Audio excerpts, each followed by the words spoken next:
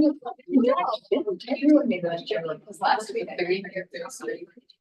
was like, you know, I missed it. Yes, I did, but it made me get my reading done. I had things together last week. The video was not like so that's how I would do this. Insubordination. Make it smart. That was my rubber tooth out. Salem Kaiser was credited on. It's a half credit, but. Pastor. So you have to get my haircut. Hey, it happens. Yeah. It's not look pretty.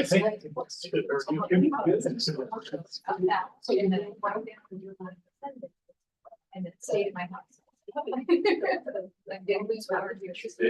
That was good. Yes, in my tiny little collar.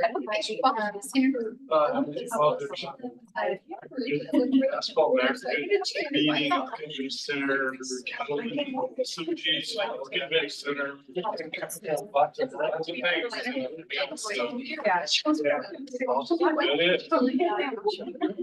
But by the time I got it,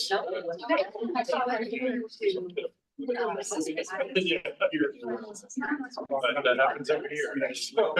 But then the weather doesn't help, you know, with the rain. So. Well, yeah.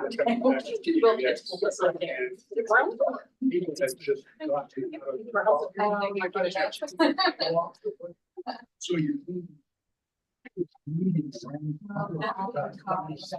Oh my God. Okay, so we were that's not too bad. Yeah, at that point. When I was trying down. Especially.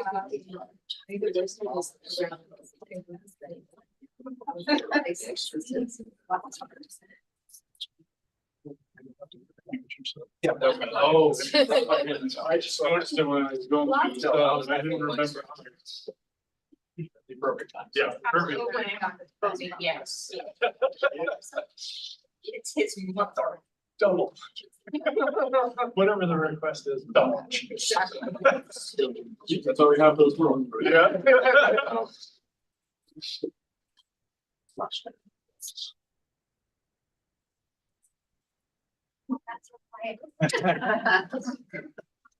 Can everyone out on Zoom still hear us?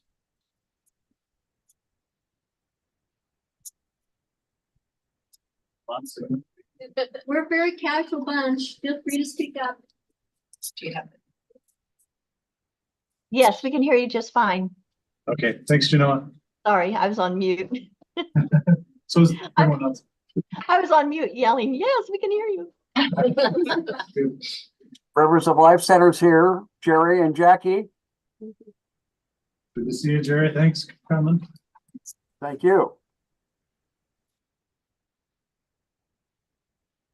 Ask everyone on Zoom be muted while until we get to your organization's chance for covering stuff.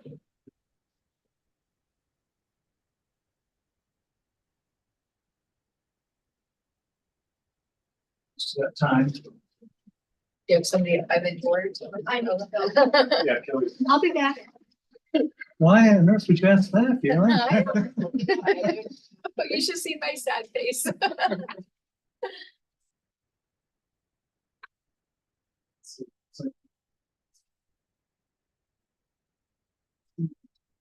6 of 7. We can start in about 3 minutes at 6 o'clock. Any questions ahead of time? We have a new board member. We have a new committee member. Oh, that's Scott Archer. He's the deputy city manager. Oh, I'm all like. Kelly said it there just to place it in, but we didn't have it on. We didn't accept it for coming. Dare he not? Should we focus the camera a little bit more on his empty seat? Oh, it's gonna be cutting chills. Yeah, yeah. Salem on the Edge. Needs to be the list. Series right down there. It's the alphabet, so right after Salem Main Street.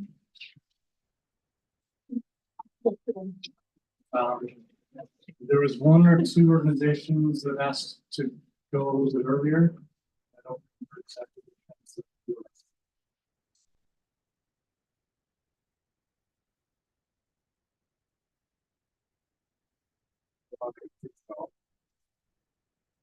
Where are we? Salem on the edge. Salem on the, I sent it via email. So it wasn't printed out.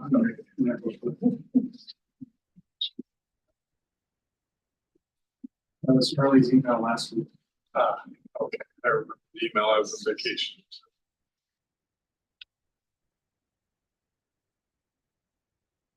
Good job. Don't know exactly what happened with that one. I know it came in. I did a search on my email and could not find it.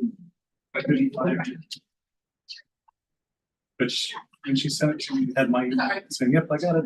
I had no idea what it was. Chris, is Salem on the edge listed on the top scoring sheet? I sent out the new top scoring Okay, sheet this morning. I got it. This afternoon. And added in.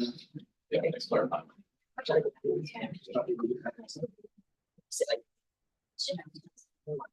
I see.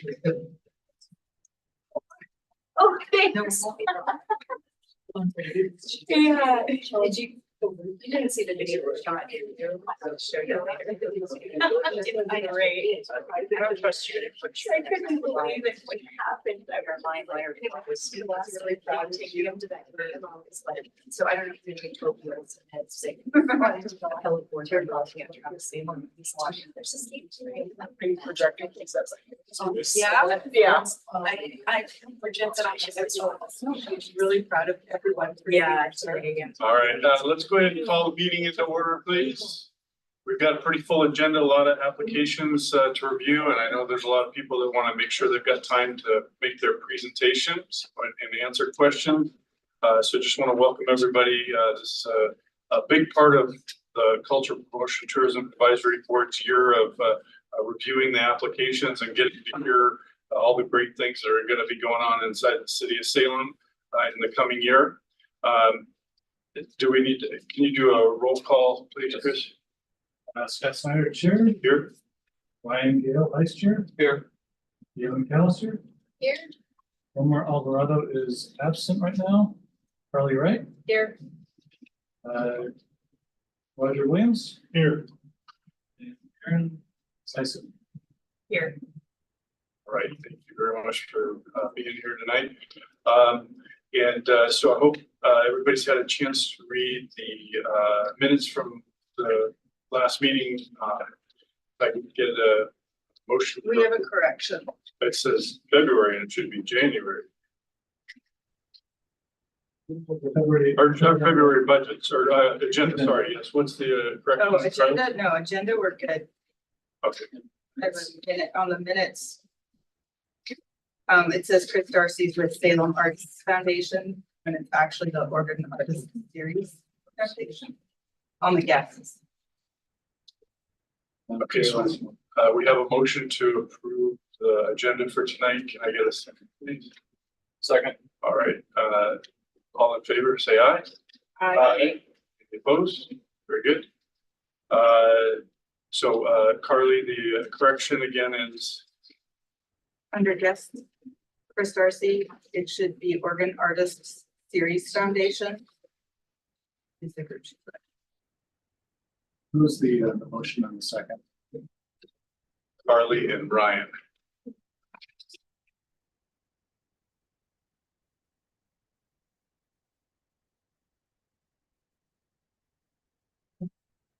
Good attention to detail there, Carly, extra points. So with that noted corrections to January's minutes, can I get a motion for approval? Motion for approval. Thank you, Carly. Second. A second. All right, thank you very much. And Aaron, and all in favor, please say aye. Aye. Any opposed? Good, and so now we'll move to the public comment portion. This is for any interested citizen that would like to comment on something that is not on the agenda for tonight. Is there any interest? All right. So we'll go ahead and start tackling, first of all, request any declarations that from STPAB board members for any conflicts of interest on tonight's agenda, please. CTPAB. Or CTPAB, sorry. Yes, I'd like to declare a conflict of interest for Vietnam War Memorial Fund, family members submitting the application. Thank you, Ryan. Noted. Any other? I have press play Salem. All right. I have a few, but I wasn't sure if you wanted me to rattle them off or just email them to you. So Aaron's is just press play. So, Go ahead, rattle them off. okay, Oregon, well, I'll also email them so you've got them, but Oregon Artist Series, Oregon State Capitol Foundation, Press Play Salem, Salem Main Street Association, Salem Public Library Foundation, Willamette Master Chorus, Willamette University Theater 33, and Salem on the Edge. Yeah. I can still read, which I do, read every application, and I can also ask questions. So. Very good. So we're going to be reviewing the second half of the event grant applications. And are we starting out alphabetically as listed? Yep, just a reminder that scores are due by February 20th. That is a week from tonight. All right, no pressure. All right. We have a B17 representative. You may stay seated. You're welcome to do that. And I apologize, your name? Terry. Terry, thank you for being here. And so Terry is representing the B17 Alliance. Any questions or comments? Will you hold an event in 24? I know this is a 25 grant, but I'm just curious. I'm sorry, will you ask again? Will you hold an event this year? Yes, we do. Okay, in May.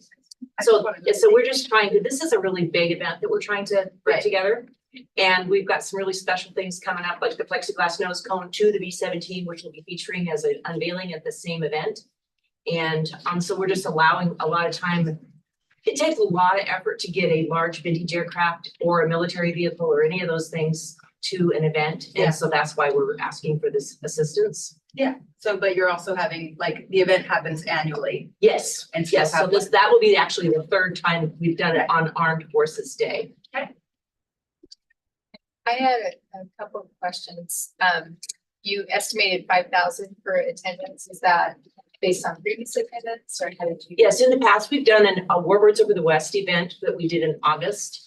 And we typically had $4,000 to $8,000 or 4,000 to 8,000 visitors come to that event. And then you only reported $1,000 for your volunteer time and reading the description. I Your noticed that too, volunteers right? gave a lot more. Yeah, So I you did. could have loved that. Yes, I did a calculation this morning on that because I kind of noted it too. And last time we did this event, there was 600 hours in volunteer hours.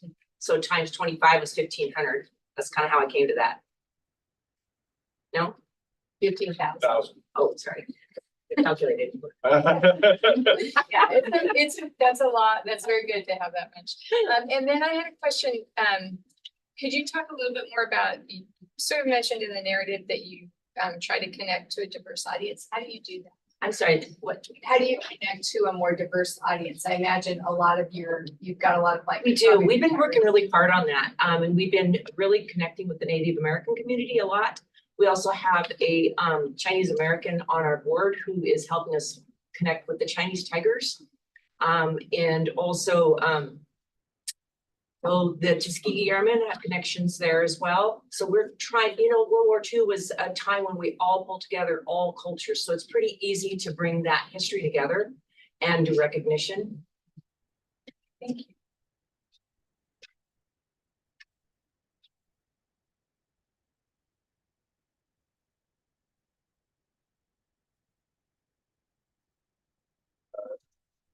Other than that, comment about the manpower hours or dollars, any other observations on the budget or? I thought your marketing description was really good. Thank you. Sounded like you'd thought about. Excellent. Any other questions?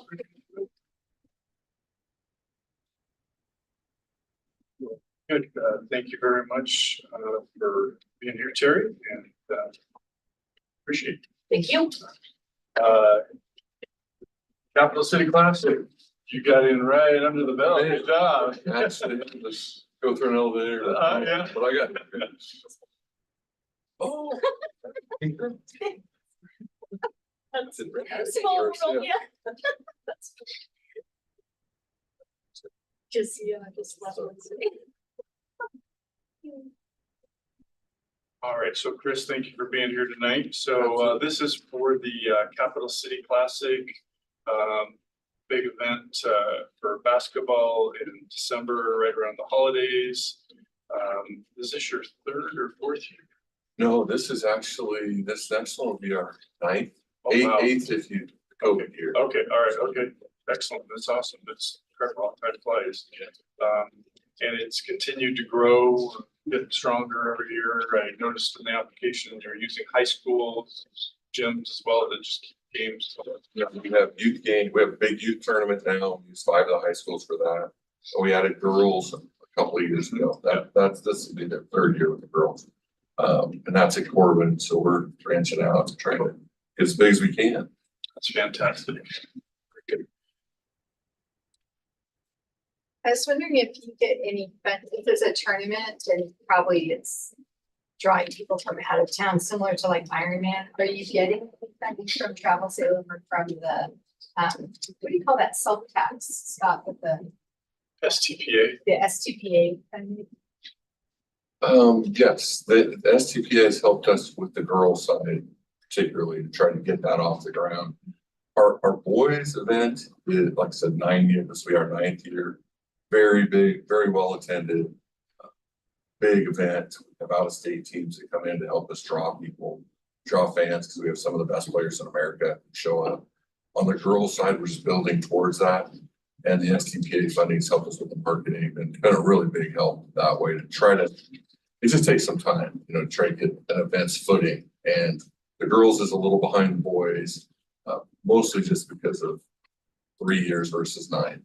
But we're getting there and it's getting better and better. We had a great field of girls this year. Both of our boys and the girls include about half of our field's local teams. So we've got South Salem, Sprague, McNair, you know, whoever fits the bill and wants to play. And then the rest are from out of the area. So they're teams from all over the state, the best teams we can get. And like I said, with the boys, we brought in out of state teams. That's probably one of the next things for the girls as well.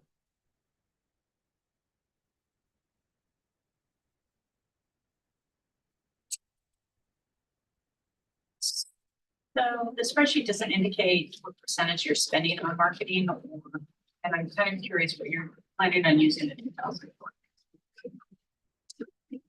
The percentage on marketing is a little tricky because we get so much of our marketing is in kind. You know, we have support from OregonLive.com, support from iHeartRadio in Portland. We have support from Kickin' here locally. So if it kind of depends on, first of all, how you value the in kind, and then second, you know, how much of that versus real cash that we're spending, you know, because we do spend money on, you know, grassroots things like posters and all kinds of things like that to try to get the word out locally. Percentage, I'm not sure what the budget said. The budget would be cash. You could probably get the in-kind portion as well from the budget. So I'm guessing it's about 35 to 38% of the 140,000 in kind and dollars at $53,000. If you count the in-kind, that sounds right, yes.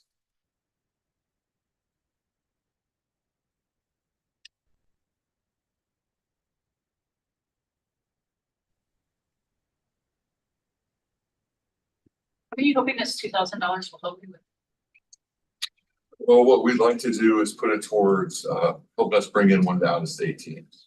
Because those teams are like this last year, for example, we had a team from, Lincoln Park was a school named, and they were from Pittsburgh, Pennsylvania.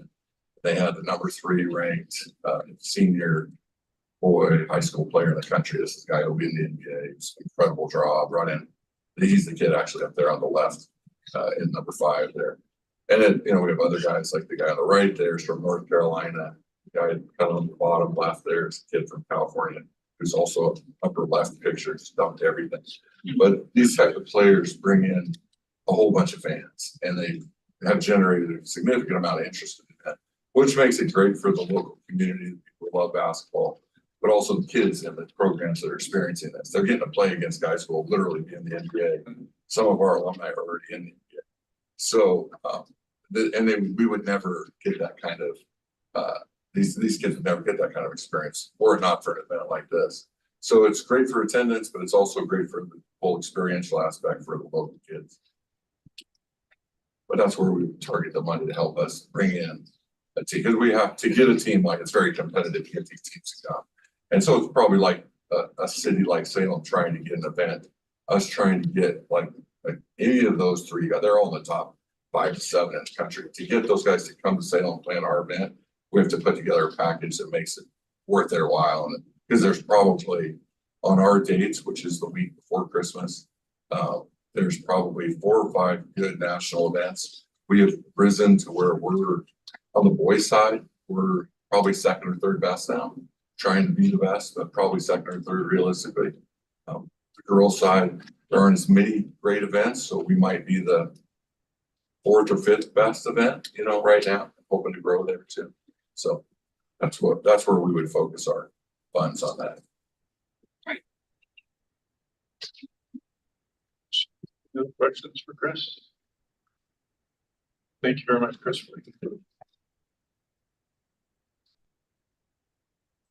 But the Lace Hispanic Heritage closing celebration. Is that correct? Yes. Yes, it is. Okay.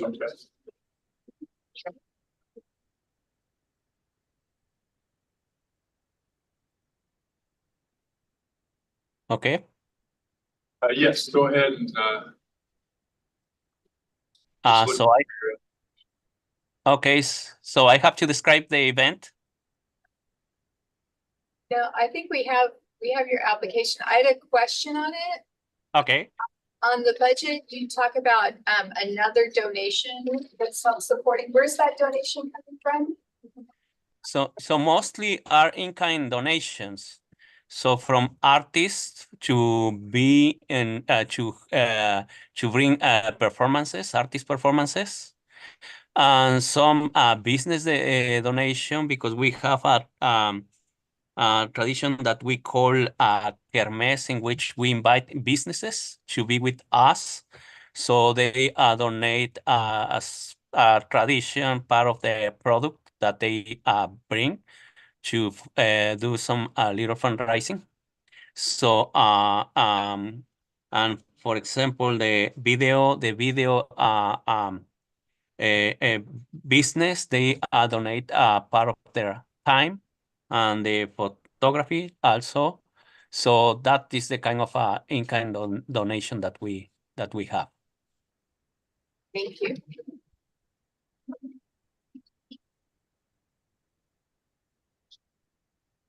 Yes, I had a question too. I wanted to get some additional clarification on what the actual agenda for the event will be, the closing ceremony. Okay, Just what so activity will take place. yeah, for we are starting with the kermés tradition before the cultural performances. So for this year, we're gonna add something new to the event, because we have a walking a little long walking space in which we wanna include art, local art from artists, and a book exposition for people for the Latinos who they already wrote a book and they want to promote their work. So we're gonna place different tables in which the community can come and they can look for the all the art that they and work from Latinos in the beginning, in the entrance. And then we have the food, the traditional Latino food for everybody, in which it has a little cost. We call Kermes a fundraising tradition. And then we start with the recognitions from, we celebrate the collaboration, the long term and short term collaboration from partners, community partners, business partners, and also the work that we have done in different projects impacting the area in Salem. So we'll be ending the last year with another tradition to support kids that they have different challenges. And we include the last year the tradition of the quinceañera. So it was just one girl. For the next year, four more girls are asking to have a quinceañera, but it's mostly to support them, So we have 3, 4 different levels in the beginning, the food, and then the cultural performance, and then we're gonna include the tradition for the quinceañera. Governor. Yes. Any other? No, you just say thank you. Any other budget questions? Let the record show that Omar joined us. Oh, He's online. all right, very good. Welcome, Omar. All right. Thank you again for being here tonight. Okay. All right. Next, I believe it's the Englewood. No, we have Hoopla. We missed Englewood. Oh, it's not on that. So Englewood is alphabetically next, sorry, but okay. Do we have a representative from Englewood? All right, thank you for being here. And Lynn, is that correct? Yes, welcome in.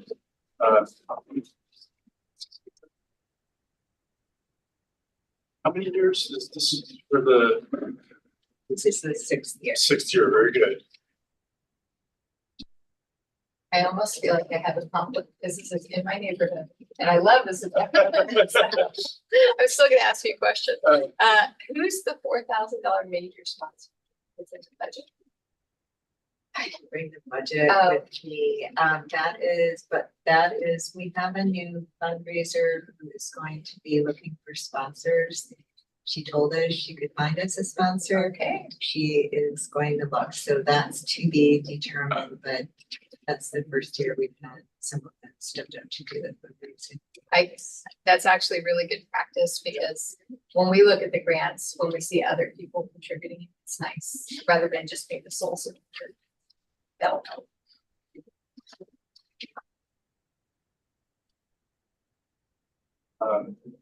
Are there any new attractions that you've added for this year's event or built on previous? We're going to be expanding on the author inclusion. It's been very successful. We've had authors for 2 years, and the authors were extremely happy. They don't like being in their own little author corner. They like being spread up through, but they really engaged with the community. And so we're very excited about that. We're going to be engaging with youth from the Marion County Juvenile Alternative Programs. And the director of that program, they had the very first year at the festival. And they're one of the biggest program of this type that trains youth in the arts, both welding and woodworking. So their booth was phenomenally successful. They were very happy. We bent over backwards to help them. We took a bank in for them. And, you know, we were delighted to do so, but this year we're going to work with the youth and produce some new items and have them in different media. So we're very happy. It's exciting. Is that through the CTPAB program that they're doing the well-being or? It's Marion County Juvenile. Oh, Detention. sorry. Okay, yes, you did say that. It's All right. sponsored their Okay. program through the county. And it's very unique in nationally. It's one of the biggest programs.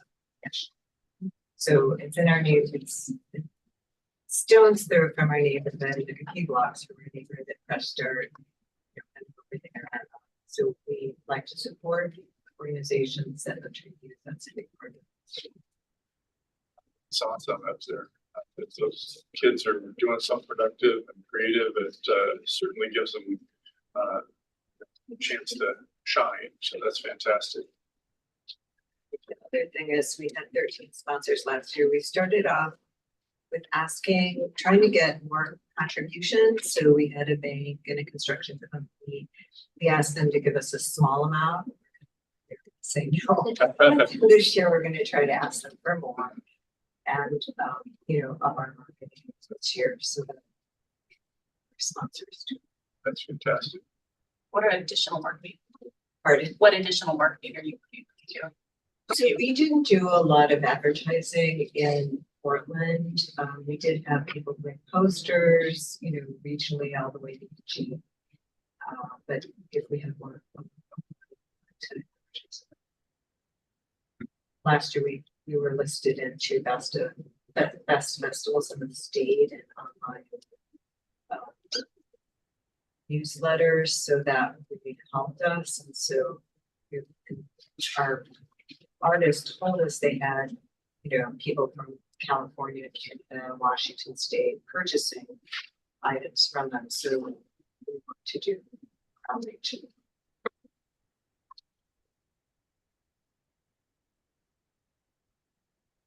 Cost to be a vendor? I was just gonna say that. So we usually lose money. This is a big contention with the board. We're the only festival that has a sliding scale. Well, maybe others do. I shouldn't say the only, but our sliding scale is less. At the bottom of it is less than we have to pay the city. So we have to pay the city this year $39. Last year we had vendors paying anywhere between $25 and $50. So like at the most last year we made like $13 per. So we realized we're going to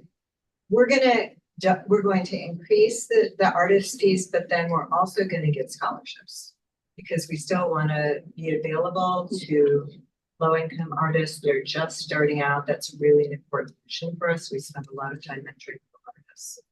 Half of our artists last year were in there, and some of them were very experienced artists. They had never displayed their work. So we're proud of doing that. It's a lot of work. So where is that reflected in your budget? Where is that reflected in your budget revenue? The money that's in that there is. I don't know. I didn't read the budget with me. We didn't. It's pretty much of a wash for us. Because some people we paid the city, I think $37 last year for the vendor permit. Some people paid $25, some people paid $50. It kind of balanced out. So we might have made $100 or something. I'm not the treasurer. I'm more the creative person. And Leslie is running another meeting tonight, which she would be here, but it's pretty much a wash for us. So that's where that revenue and expenditures comes in that double entry bookkeeping. So you track that in both places just for the future. There are a couple places that I had some questions about the budget, but it's okay. Part of the grant awarded would be. I think. Oh, look at you! You got yours already done. Yeah. Somebody isn't muted.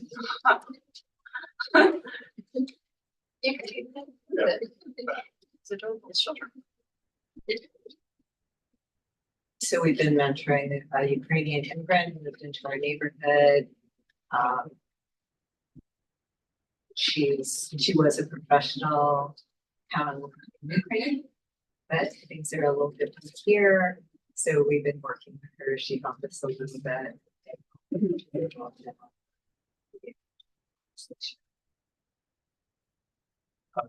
Then I know that the Salem Art Fair moved from summer event July to September for the heat, the health of the trees in Bush Park. Is that being in August? I mean, it's still pretty darn hot. Is the tree cover, or is it not an issue at the park that you're in? Yeah, we've been lucky that the temperature has been mid 80s to high 80s.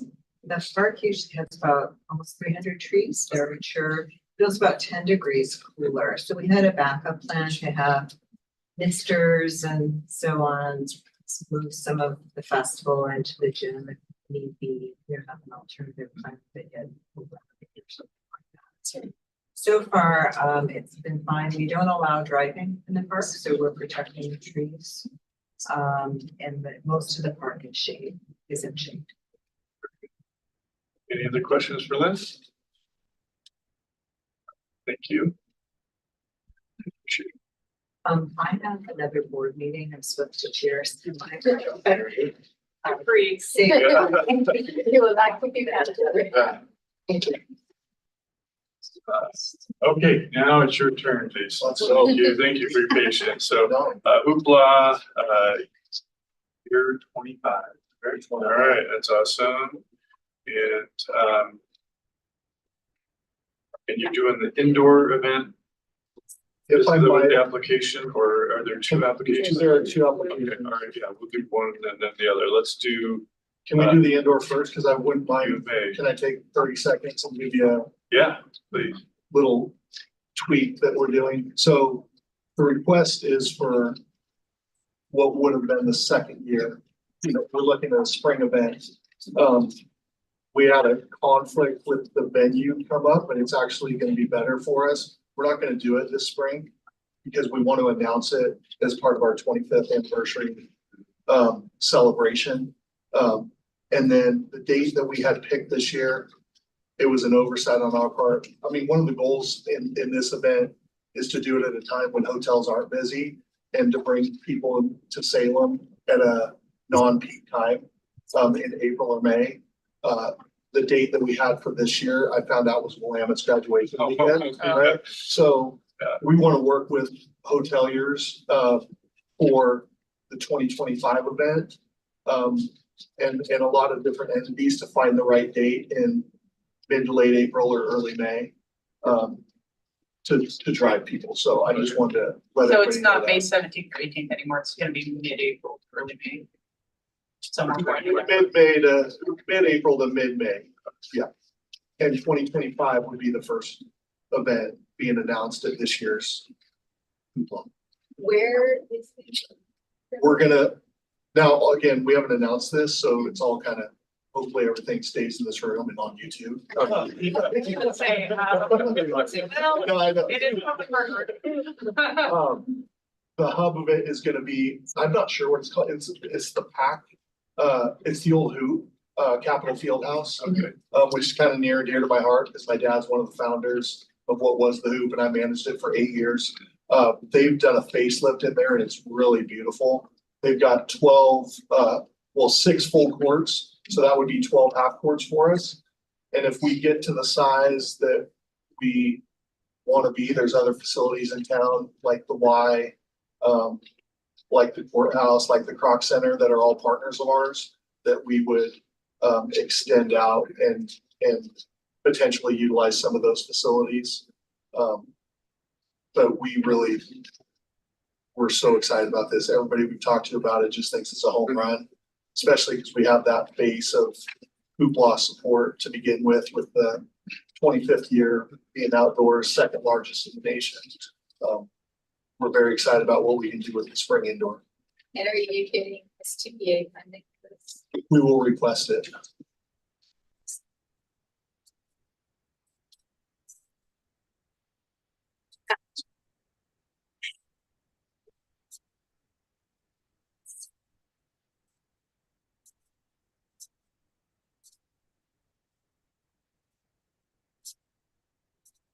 the marketing, you had the $5,000, is that banking on the following you have with Hoopla, being able to use that as a mailing list instead of spending a bunch of money? Yeah, I mean, we would definitely put some money into it. I mean, social media has been very successful for us, Instagram, Facebook. I guess it's 13,000. I'm sorry, I was looking at the top line. Yeah, I mean, we have a good start with our email marketing, but there's a lot of other tournaments Northwest-wide that we have amazing relationships with, and we want to leverage those partnerships, but definitely spending money social media wise, mailers, email.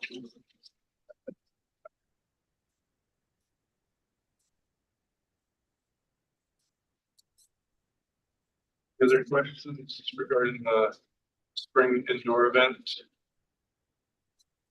What are the professional fees at your expenses? Chris helps me with the block a little bit. Accounting. Accounting's a big one. Some of the, I don't know if the transaction fees go in there. They might, we actually, because of the number of teams we have, it actually, and they all sign up online that we, so the fee on that actually is pretty big. Legal, a little bit of legal, not much there. I don't know if I think the insurance is separate. Yeah, your insurance is. Yeah. I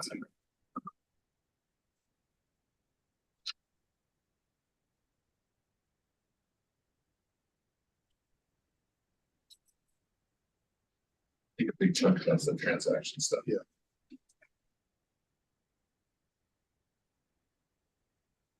So a quick clarification question, Jason. Just to confirm, it's a basketball event, right? Okay, that's because on my application says indoor soccer. I got a little confused on the online. Oh. I just got that too, so. You know, basketball, so. Okay, just for clarifying. That must be the updated. So it must be one. We didn't put soccer. Yeah. Versatile. Keep track. Yeah, there you go. Then, lot 25.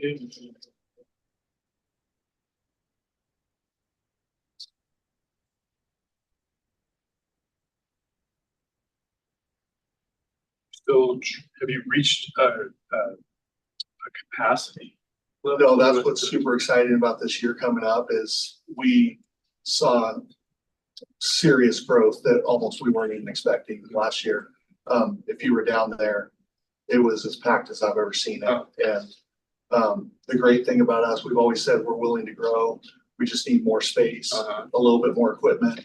And it does take the manpower as far as referees and volunteer groups, but we actually have to a lot of times turn away volunteer groups. And when I say volunteer groups, garbage, scorekeeping, that kind of thing. So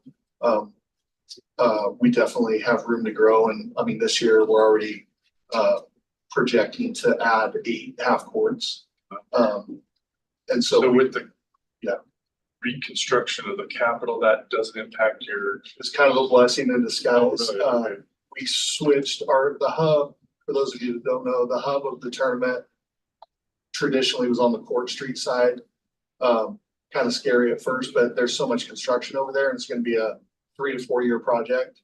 But we flipped and made the State Street side more of our hub last year. It was more shade. Our relationship with Willamette, incredible. The Capitol has had a full facelift on that side. It's beautiful. We still requested Court Street, but we got that on Friday last year and just had a quick turnaround to set courts there. But we do kind of go all the way around the Capitol, but the State Street side is the hub. Along with Cottage, the Y was a great partner. We did all of our check-in and hospitality and our contests at the Y. So incredible relationship there. So I have a question. Yep. You guys have really strong revenue, you've got really strong sponsorships. Why do you need this grant? Because it all costs money and we continue to grow every year and we bring a lot of people into this town and we put heads into beds and we just, I mean, we keep growing and growing and growing, and we have massive potential to grow even more. So, you know, the marketing, putting out a better product, everything grows in expenditures. I think we bring a lot to this city, and I don't hopefully sound arrogant when I say that. But I think we're as deserving as anybody. And are you getting STP funding for? Yes. How much are they? I think last year was 10,000. Was that, your first or second year? That was our second. Okay.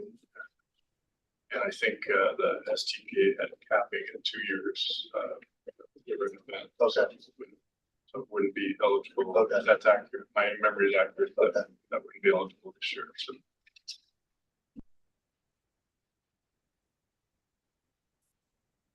Any other questions? Just a quick comment. I'm a big fan of Hoopla. I went last year. My son was 2 and he loved seeing everybody play basketball. Hopefully I can sign him up this year. He loves running, so this might be the year. Let's hope so. But yeah, no, I love that. I love this great event. I love hearing how you mentioned, Jason, how you're trying to, even though you still get a lot of participation from a lot of different communities and ethnicities, still trying to improve on that communication. It's great. It's a great metric. Definitely want to see how that's going to improve this year. And I love the social media too. I follow y'all on Instagram. Instagram is always really good when it's happening during event time. So, great. Yeah, definitely. You haven't gotten,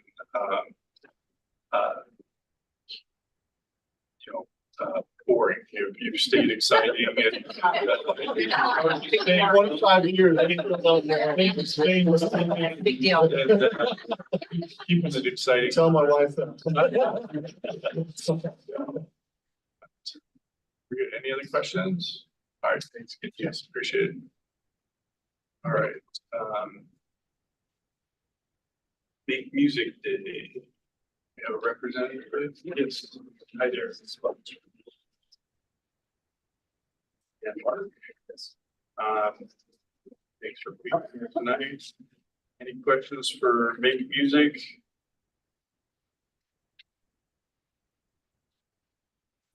I wondered, I noticed that your marketing budget's pretty small, and yet I heard all of last year. So somehow it seeped down to me. What's your, is that on purpose that you don't spend a lot on marketing? Tend to see you very light on budget, really. It's pretty tight ship every month. But that's one of the reasons we're asking for funding is to help also expand our reach as much as we can. So that's really something that we could always use help with that. Are there other Make Music Days in Oregon? There are now, there is one now. And it's Astoria. Been built. And they've started in the last few years. We've helped them get started. So the performers who participate in Make Music Day, do you know what percentage come from outside the Salem area, or is it mostly people who live in Salem? The majority are in the area, like 30-40 mile radius. I think do have like statistics on that. It's mostly local folks and all different types. You're getting people from outside the Salem area. We do. I mean, we have like crazy stories with people driving on I-5 or about this concert. Can I play? We put them on stage like within minutes, which is pretty amazing. Those things happen. So everybody's welcome, and we do our best to get them on stage. We did want to add, I'm Karen, by the way, but we did want to add that we definitely try and reach out to those groups, musical groups outside the area. So we send press releases to all different types of media in Portland and all the way down to Eugene, Corvallis. To try and bring in groups. Last year we were fortunate to bring in 3 main me, but 3 different like groups. And they loved it. They want to come back. So they were all from the Portland area. So we definitely reach out to them and we invite them to participate. And actually coming into this grant cycle that we're talking about, here our 10th year. The deal is that Music Day is an international celebration. It's always on June 21st, which is the first day of summer. And the rules are basically it has to be free and outside. Sometimes June 21st is a Monday, sometimes it's a Friday, like next year it's Saturday. And so many of the farmers who don't participate be able to attend work or whatever. So we're expecting a impact to the city. It's good to hear. Being across the street from where some of the acts perform, with my hotel, what's the curfew on the 10 p.m. We were in the city. Yeah.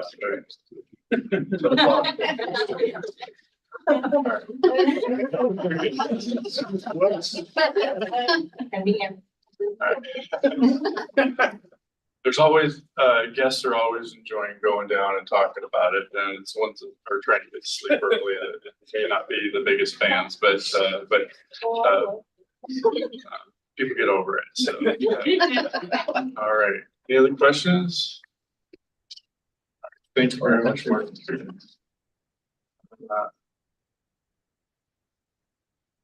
Odyssey, Halloween. Omar. Yes. Yes. Welcome. Yes. Just in time. Yeah. Probably should declare it as a conflict. Yes. Yeah, conflict of interest for me for this one and the Make Music Day. Oh, okay, all right. All right, so now this, you've got interesting artwork you did. I know we helped with just having a block of rooms available for anybody that might need it, and it was great graphics that we had on the screens and things. Any questions for Omar regarding the event? You put down 300 people estimated to attend. Is that based on previous attendance or based? Yeah, that was based off of previous attendance. So a lot of our events are usually around, I try to center them around the holidays. We get like a big influx of people. The last Halloween one, that was about like 150 to 200 people, and it's like a smaller venue. And then at my last one called Oasis at the Chicha Brewery, that was like a bigger outdoor one. There was like we were only there for like 3 hours, but there was like about 200 to 300 people coming in and out. The people at the door were checking because they have like capacity. So it was throughout like coming in. So it's a little bit on the lower scale to me. But this year we are working with, our hope is we finalize it with the Elsinore, for that lobby area. Like we have a really cool Halloween theme to do over there. There's like a perfect castle theme. It's gonna be really fun. But it's a little bit of a bigger capacity. But I'm still gonna, a little bit lowball it because like I haven't done it before. We're still trying to figure out something. But this is like the Elsinore lobby area, not like where the seating area is. Yeah, the lobby. Yeah. Maybe next year. It's bigger. You got the stairs. Yeah, that's a really cool castle like vibe that I'm really trying to do, like this Halloween theme, scary theme. Yeah, so it'll be fun. Everyone's invited, but yeah.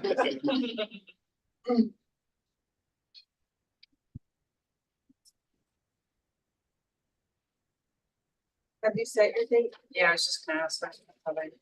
yeah, it's going to be. Let me check this here.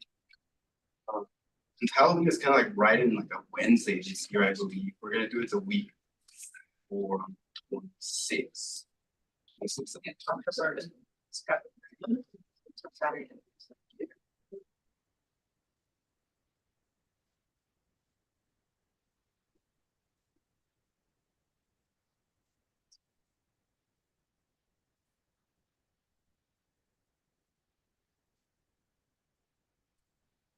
Any other questions? All right, thank you, Omar.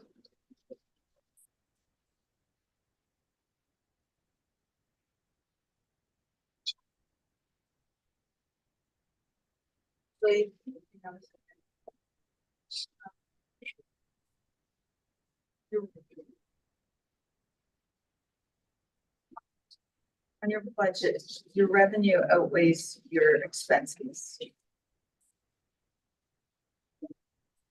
I guess that's. Sometimes there is a little bit of overhead that might be the reason why, and it's usually on the advertising. I usually go a little hard on the advertising, spend a little bit more because I've been getting really good results off Instagram and Facebook. So I kind of go a little bit over there, but then sometimes there's a little bit more like an extra DJ fee. We stay like a little bit longer. But usually, I usually try to have that buffer. I might have made a mistake where I should have added it to expense instead.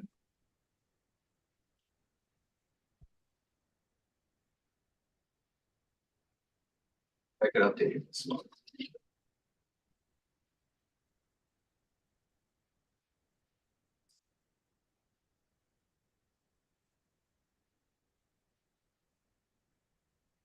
Part of it is the is the in-kind, isn't it? Yeah. The balanced out, so that would be making it a little closer, I think. Yeah. Yeah. So it's about $2,700 difference there. So what could I? Oh, yeah, that's because I think that was the one that was automatically getting. Okay. Okay. Yeah, it's like automatically. Very good. So next we have the Oregon Artist Series, level 2 gallery.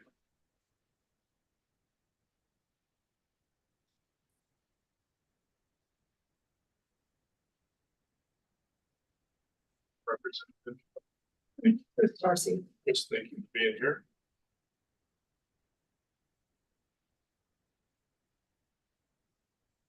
Questions for Chris regarding the project? Oh, good. Oh, no. I was just gonna say, one of your goals and targets is to increase attendance. And then you say that your method is to monitor the attendance, but you don't really say how you are not see it. I can comment on that. Yeah. So of course, this is our 15th year of programming high quality visual art in the Salem Convention Center. We are not a ticketed or a gated venue. And so it is really hard for us to gauge, who those people are in the hall. I happen to know who they are. But, did they come here to see the art? Did they come here for a convention? Are they there for another kind of event? And so we have been watching what's going on in the library, which we also program exhibitions for. And they have started a kiosk where somebody can either fill out a paper comment, feedback, or do it online. But again, it is very tricky for us. Sometimes the convention center has 1,000 people in it. Sometimes it does not. So that is a real challenge for us.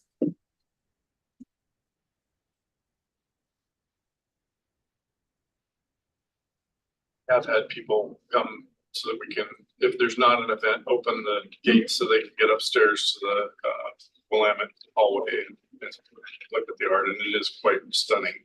Thank you for doing that. Yeah, yeah. So it's more that you want to try to get a better gauge of your. Exactly. We know that we have the product there. It's really getting people into the building who are specifically there for the art, and then collecting the information about where they come from. And I really like all of your openings that you have. You do a great job. I don't know how you get everybody there. They're always crowded, always good. What efforts are you making to diversify your audience? I know that you try to feature lots of Salem artists, but are there ways that you're looking to reach broad? Yes, in fact, the exhibits that are coming up in the period that this grant request would cover, we have artists who are younger. Shoki Tanabe, who grew up in Salem, is one of those artists. Randall Tosh, who's a retired attorney, who's actually a very accomplished photographer. We think will bring in a different kind of audience. And then the show that would be the first show within this grant period is work by Dan Bailey, who is Native American. He's from the Northern California tribe, and he taught for many years at Chemawa Indian School. So we think that by diversifying the kind of work that we're presenting, we will attract, let's say, younger people coming from afar, people who might like Native American work, what have you. And everything that we do is free. So, you know, we consider our work to be barrier-free within the open hours of the convention center.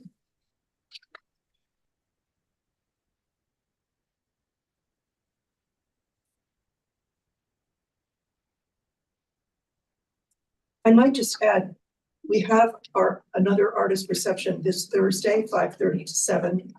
The opening for Nancy Eng, artist born and raised in Salem. She went to Englewood Elementary Parish, North Salem High School. And her work is beautiful, so join us. What day? Sorry, What was the date? Thursday, Thursday. 15th, 5:30 to 7:30.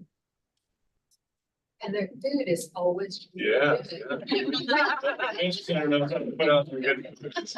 We think that we contribute to the award-winning Salem Convention Center. Yeah. We're part of the mix. It's not boring walls and stuff.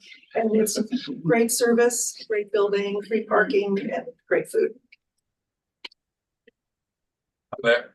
So they broaden your audience. Right, you asked. You Yeah. asked. Thank you, Christine. Appreciate it. You're welcome. Oregon State Capitol Foundation, Hello.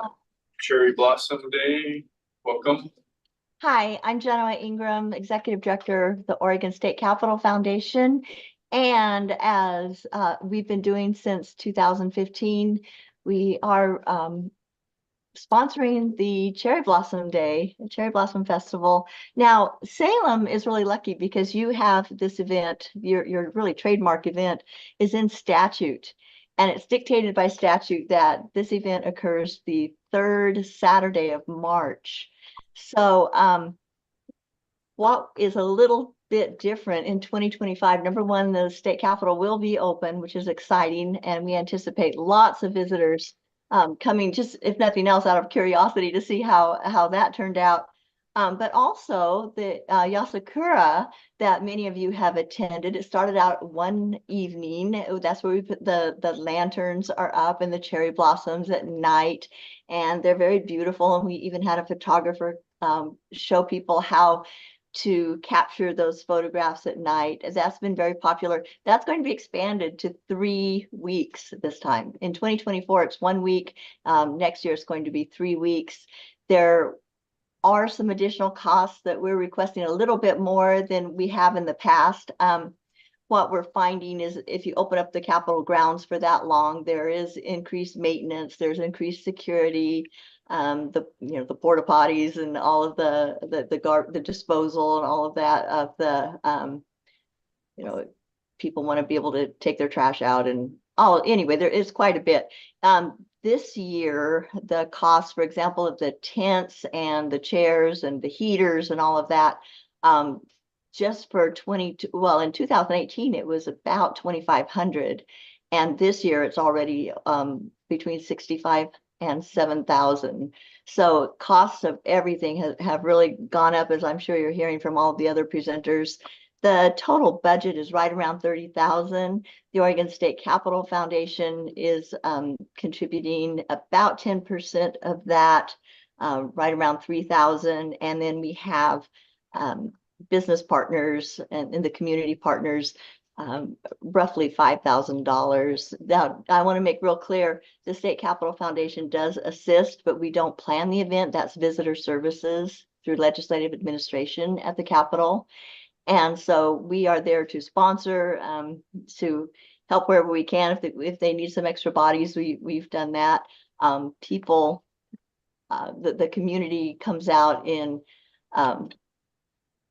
big support of this, that they will host booths and activities. We had an origami booth at one point, and people, kids come in and they can try out, learn origami, just lots of activities. But mainly, we're going to be inside the Capitol, and we're also going to be outside on the Capitol grounds. We also wanted to purchase, I should move my head. These lanterns that you see over here, those are paper lanterns, and many of those did not survive the first event. And so last time they purchased 100 of the nylon lanterns that they can use for, over and over from year to year, and then 400 of the paper. Next year, by 2025, they hope to replace all of them, the nylon, so that they can use them over and over, and ultimately save money instead of having to buy 500 lanterns every single year. I probably talked more than I should, but we do anticipate through with the entire 3-week event, 17,000 individuals. We anticipate 10,000 from the Salem area, 6,800 out of town, including over 2,600 in overnight guests. And I'm happy to answer any questions. How do you get that information about who's staying overnight and who's going to come out of town? What are your methods for? So we rely on visitor services and legislative administration, but I can tell you that when we staffed booths there, we talked to people, and we would ask them to do surveys. We would ask them where they're from, how far do they travel. And so it is an estimate. It's also an estimate given the fact that the state capitol will be open again. So because of that, now they do track the number of visitors to the Capitol when the Capitol is open. And so whenever there's an event on the weekend, they're able to keep pretty close track. And so that's an estimate based on, number one, the past events, and also number two, events at the Capitol when the Capitol is open. I hope that helps. Yeah, thank you. Are you, I love the event. It's another one that I go to because I can walk. Are you open to development ideas to raise more money? I think we are always open to development ideas. Yeah. So it's Capitol. probably pretty obvious, but since the Capitol is under construction, it's going to be open. Presumably the contractor is going to be done next year. I would really suggest that you guys ask all of the major contractors who worked on that project to donate. The cost of that building work was about $100 million. So the contractors made a lot, presumably. And it seems like a good opportunity where they could show off their work and be attached to a really beautiful event. We love that idea. And in fact, we have already requested permission from the legislative administrator to seek out contributions from the vendor, the contractors, the electricians, the unions, to create a book of photographs that document the entire process. And so, sure, it doesn't hurt to do one more ask as long as we're there. Yeah. The event, a lot of times they like it too, because it's also marketing on their side of the house, especially public events that are going to have 17,000 people. So, right. Plus they'll be taking their banners down. So and it is going to be incredible. I've seen, because of my work with the State Capitol Foundation, we've gotten to don orange vests and hats and go down underneath the Capitol and look at all that rebar and the concrete, and they are really fortifying that building. We at the last meeting of the Legislative Administration Committee, we heard some kind of horror stories about how many air pockets they discovered in those concrete pillars. And so we're very thankful that those of us who are in the building frequently, that those are being shored up. But from what I understand, the concourse, where all the hearing rooms are going to be and the cafe, et cetera, those that concourse area won't be open by the 2025 session, but should be by the fall of 2025. We can't wait. Just had a quick comment. Thank you so much again. I like the community partners here that you got going on the Taiko Japanese Association of America. Is this event kind of centered to Salem partners, or are you also looking to expand a little bit more? Because I also know there's other Asian Pacific Islander groups outside of Salem that could also be great partners as well. Yes, most of our marketing, obviously is in the Salem downtown area. I think it was 2 years ago where we had the little parasols that merchants were putting in their windows to advertise. The performers, many of them come from out of the Salem area. We do advertise pretty extensively in magazines of statewide circulation, newspapers. The Oregon State Capitol Foundation itself has expanded and revamped its webpage, and we reach a lot of people that way. We also post a lot on our Facebook page. But yes, we do try to draw from outside of the Salem area, very much so. This is the people's capital. This is the people's building, and we want everyone to come in and feel like this is their building. Yeah, exactly. Just because in Portland, there's this nonprofit called Apano that specifically focuses with the Pacific Islander communities and the Asian communities. They love doing events like this. It's like right up their alley. It's just in Portland, you know, that's the only thing. And then there's also like the Japanese school as well at Willamette, like the Japanese students is from there as well. They Yeah. just started again. Yeah. Oh, They finally got to do that. Oh, yeah. Yeah. Yeah, that's be great. But yeah, thank you. Thank you so much. All right, next we've got the Oregon Symphony Association. Cherry Blossom Days. Or sorry, concert series, I apologize. I didn't see their application.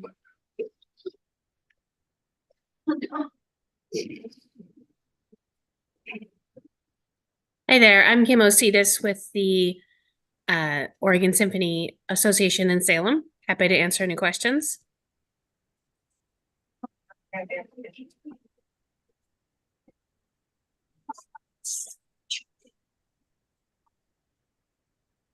This is the. You don't have it in my, I downloaded.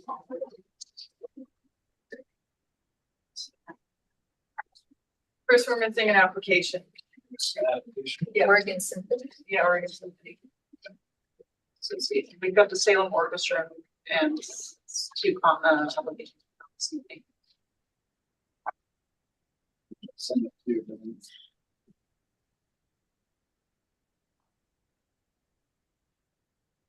Since we don't have your application in our packet, can you tell us about the event again? Sorry. Sure. It was received on time. Does it just not? No, just didn't make it. It just didn't make it in our. Yeah. Okay, First we'll perfect. get No it to us so problem. we can, It's Okay. too small. Yeah. No worries. So we are asking for $10,000 to support the 24-25 concert season that will be happening in Salem. 2025 will mark the 70th year that the Oregon Symphony has been performing in Salem. Our first concert was January of 1955, conducted by Igor Stravinsky. So we have a long history of performing in Salem, and this will be used to support the 6 shows that will come to Smith Hall at the Willamette University campus. We have a professional orchestra that comes down to, and all of the things that you could imagine that an orchestra needs in terms of rentals and equipment, as well as the staff to support it all. And then we have at least 600 attendees per concert. We were just there on Friday. We had 900 people for Beethoven's Fifth. And then we offer tickets, discounted tickets, $5 tickets for Oregon Trail card holders, as well as free tickets for Willamette University students, and then $10 tickets for other students as well.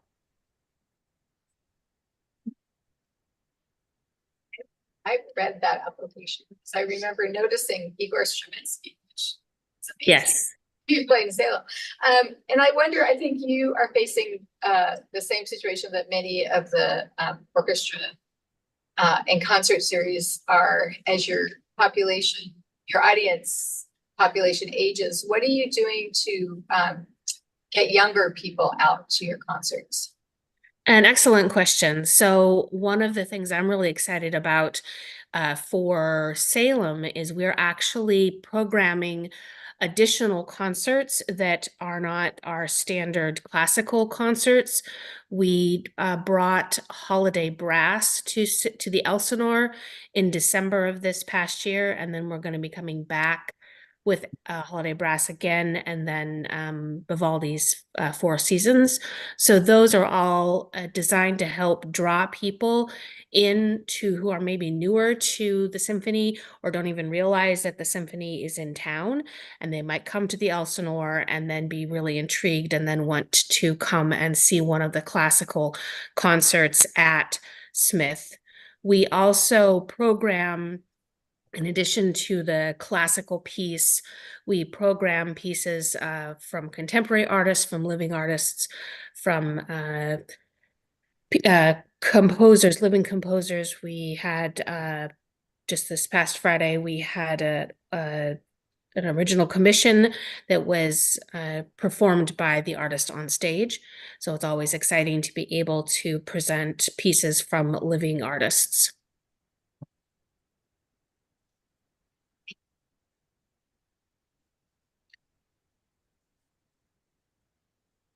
Very much. Any other questions? Yeah, I had a quick question. I love the metrics on here, for your TOT goals, of encouraging attendance by non-traditional symphony guests, including students, low-income communities, and Spanish speakers. I love that you're being intentional about that. Can you please elaborate on how you encouraging attendance to some of these communities and non-traditional? Absolutely. So we have a really strong relationship with the Salem Kaiser School District. So we have, it's about 8 or 9 times a year, we send our musicians to schools to do master classes. Just this Friday, our music conductor, David Dansmeyer, was at McKay to coach their symphony orchestra. I had the chance to be there, and that was amazing.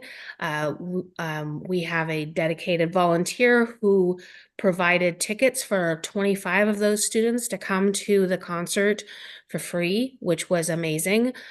We also, for Holiday Brass, we provided a discount code for band families to be able to come to that concert.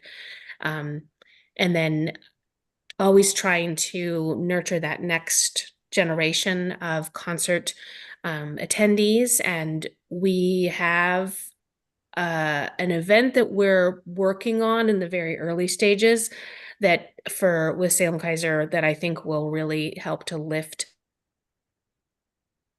the visibility. So yeah. He froze a little bit there, but up until the it's great. Yeah, no, we very much know that our subscriber base is aging, and so doing these additional concerts like Holiday Brass is a way to try and bring in new viewers. I would love to work with some of the organizations in Salem directly to try and encourage them to come to, to let them know that we have discounts for folks to come to the shows, to let them know, say, for example, if we were to have a piece written by a Hispanic composer or something like that, we might want to reach out to one of the organizations that serve Spanish-speaking populations and say, hey, we have a composer who's coming. We would love for your folks to be able to come and hear this amazing composer and their piece live. Thank you. Appreciate it. All right, Carly, press play, Salem. Yes.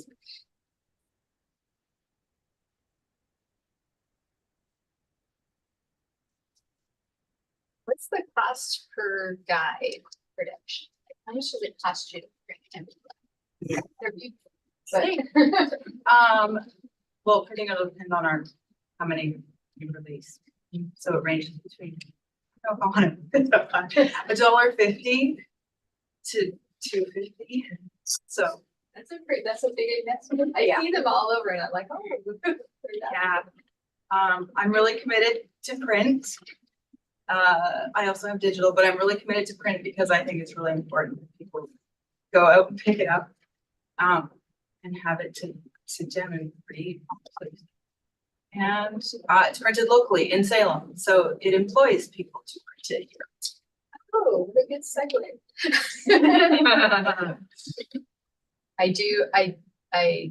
And that's probably something we'll talk about later, but I'm intrigued by the idea of encouraging everybody who's getting City of Salem grants, to buy things in Salem from Salem vendors. So I think, like, she's probably not on the call anymore, but the lanterns, where are those coming from? If there's a vendor in Salem, that would be better than just getting off the cheese.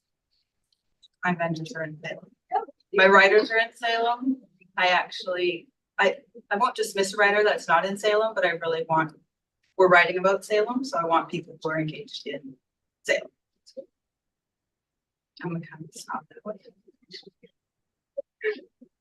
What's your total print run? Right now, 3,000. Okay. I was at 5, and then pandemic hit, and then I had to start over. Yeah, but I'm looking actually for summer, we're gonna print 5,000 because summers are busy. And I'm also down to that pile of magazines over there from my last print. So it's 5,000 per quarter is what you're saying, is that correct? Or is that 3,000 total? No, it's 3,000. Yeah, per quarter. Okay. Yeah. And our last edition came out February 2nd. And I'm out pretty much, which is great, which is a lovely feeling.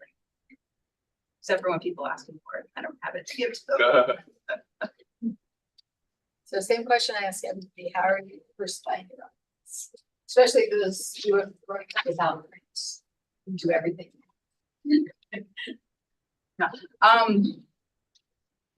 It's me walking it around to places and like trying to encourage people, like, well, for the magazine in print is where we can distribute, like, where I can put print magazines. So obviously like accessibility, they're at the library and stuff like that.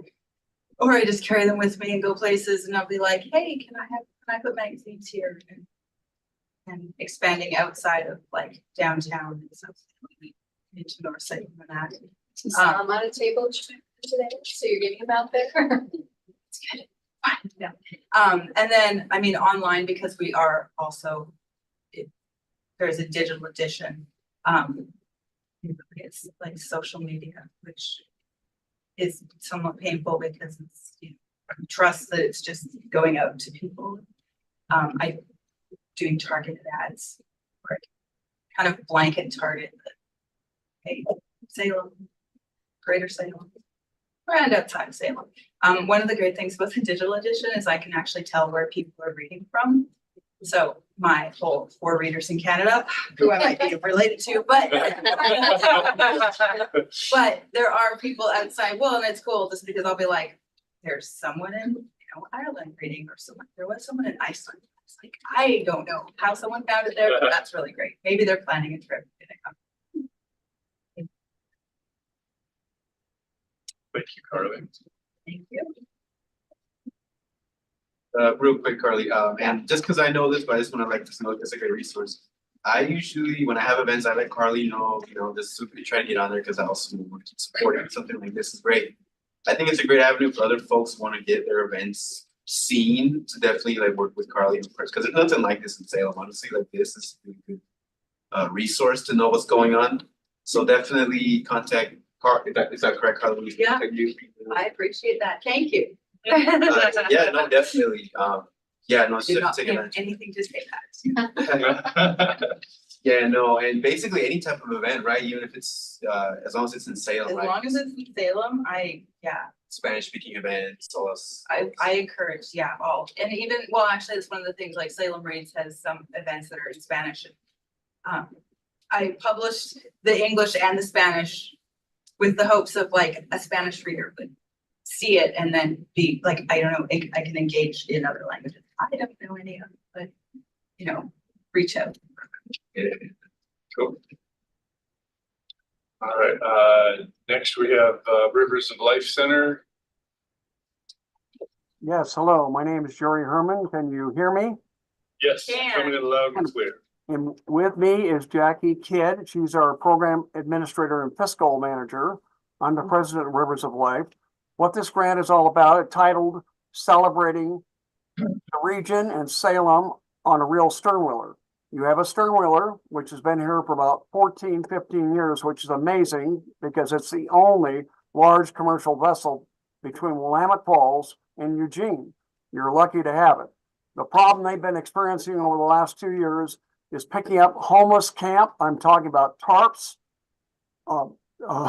carpeting, all sorts of tents and things of that nature, sleeping bags in their propulsion system, and it's really causing them problems, which then they decided, let's look at trying to do some things shoreside at the dock, beautiful dock right next to Riverfront Park, where they could stage events. So what we're trying to do, what we're going to do is stage 12 events, either on Saturdays during the day, Sundays at night, or Thursdays at night, because those are times that worked before. 4 years ago, you helped us with Harmony on the Water, which was a program with an a cappella chorus, the Oregon Sanitaires.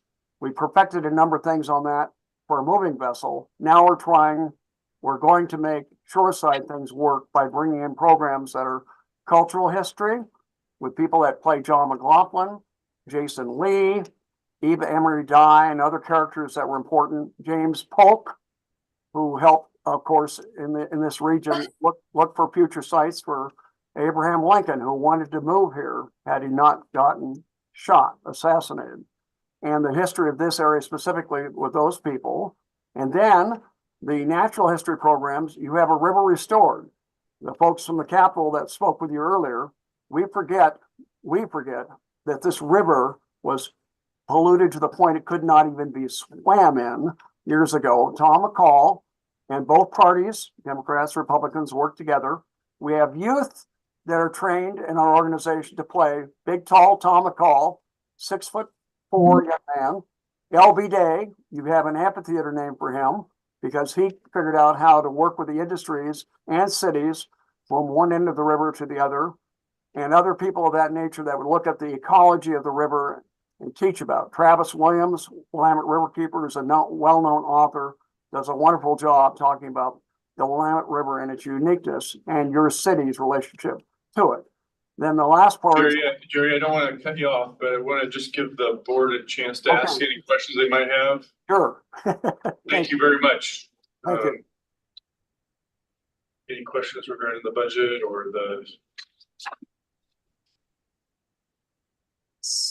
So is this historic dinner theater or is it like a historic reenactment along the river or at the dock?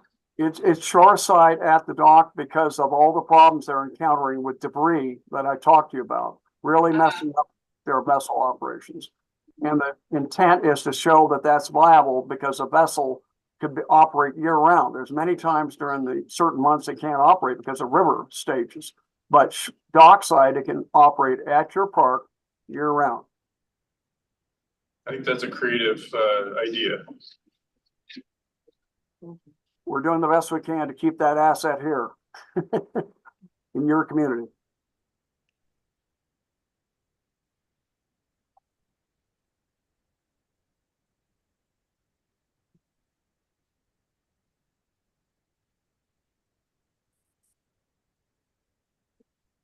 So obviously the grant with the TOT is applied for are the OYC, the Joe Weston, and the net ticket revenue is obviously based on sales, but are the other two sponsors secured? All secured, absolutely. Okay. Letters of receipt have been received.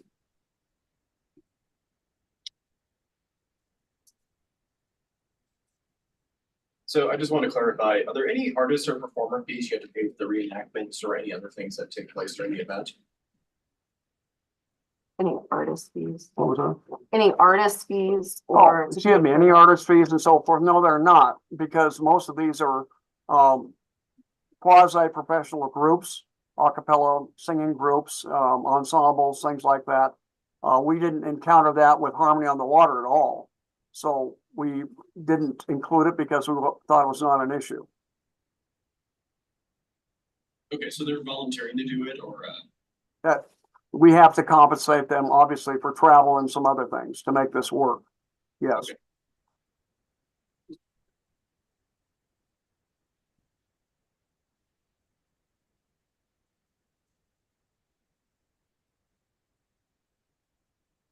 Any other questions? All right, Jerry, thank you very much for being here tonight and being Thank you patient. all. Appreciate it. Thank you so much.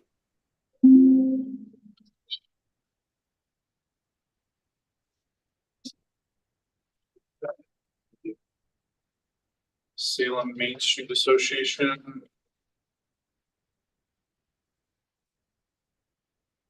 Are they on?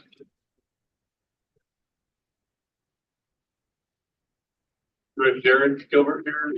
Derek? Yep. Good evening. I'm Derek Yower. I'm the holiday chair for the Salem Main Street Association. Welcome. I appreciate the opportunity to be here. Just let me know what questions you guys have. Happy to answer. Thank you.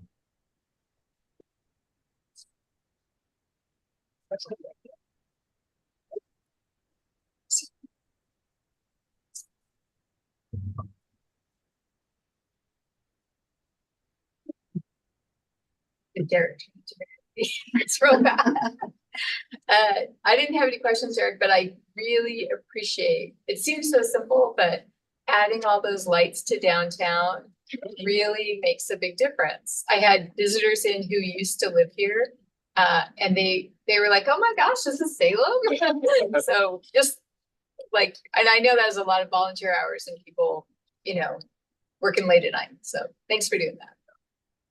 I appreciate it. And my volunteers get all the credit. We had hundreds and hundreds of volunteer hours. The entire project is privately funded with exception of TOT dollars, but it's all volunteers. And someone, I can't remember the grant earlier, talked about supporting locally as well. The big Christmas tree that went up on top of Winslow's last year, that was from a phenomenal partnership with Christmas Light Guys, which was started here in Salem and ran by local Salemites. So it's been a really fun collaborative project.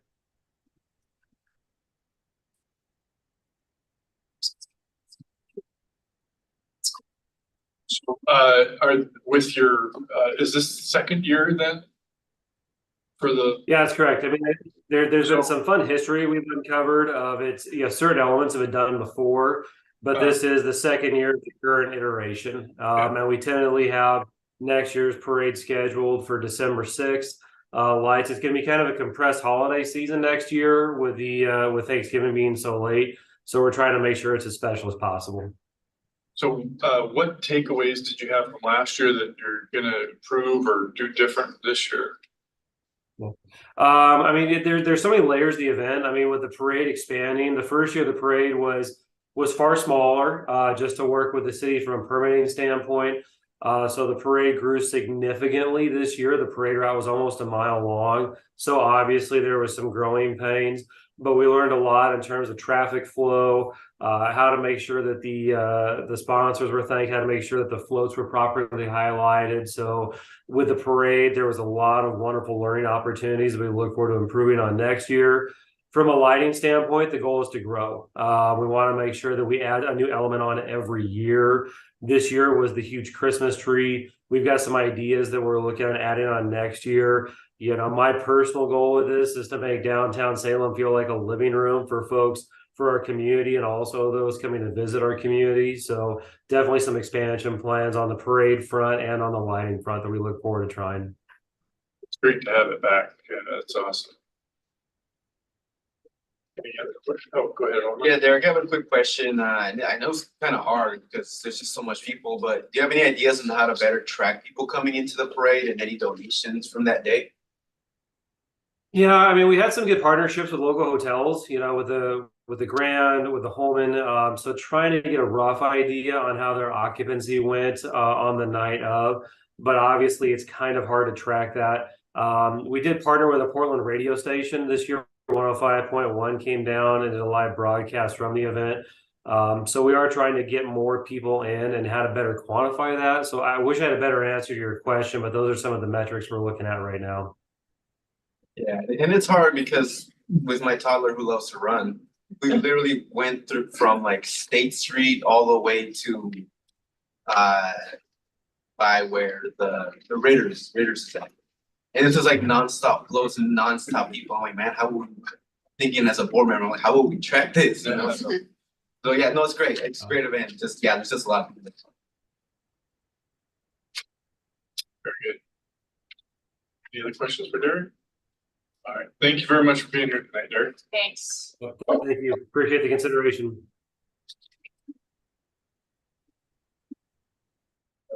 Salem on the Edge. We have that application. That's one I got. Okay. Hi, this is Melanie from Salem on the Edge. Melanie. There.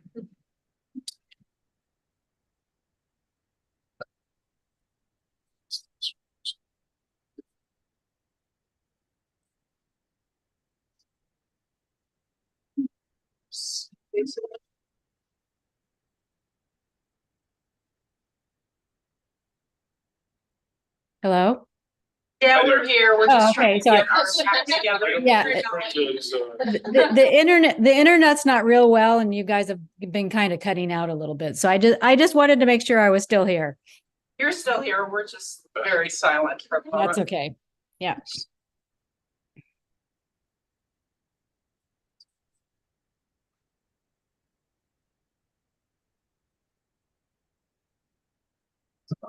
C3, small. 2000, okay. It's the Plain Air International Invitational. It's been done a couple of years now. Okay, and have we funded previously? So, okay, all right. Yes. So, can you tell us, kind of similar to what we did with Mr. Gilbert, there are things that you've learned over the last couple of years that you're using to enhance your event for the coming opportunity? Yes. I've learned that it's getting bigger, so that's great. People are finding out about it, and so I have people from Corvallis, and plein air artists from Portland coming down, also guests coming down from Portland to participate in the reception that I have on the Saturday night after the plein air painters paint in our lovely downtown Riverfront Park area at Bush Park. I may expand that to Deepwood this year, but it seems to me that a lot of the artists went back to Riverfront Park. That seems to be pretty popular. Also, there was an event going on this year at Riverfront Park. So a lot of the people that were at this other event saw the plein air artists, which is really fun to see an artist working outside in the elements and finishing a painting, wondering where it was going. So I had people that saw the plein air painters in the park coming to the event that night, also up at Bush Park. A lot of people that go up to the park saw some of the plein air painters up there. And again, they came to the reception that night. So it's doing what it's supposed to do, and that's engaging the community and getting them excited about coming into a gallery and seeing the paintings that they saw the painters working outside on and seeing them finished and hung on the wall in the gallery. Fantastic. Yeah, it's a lot of fun.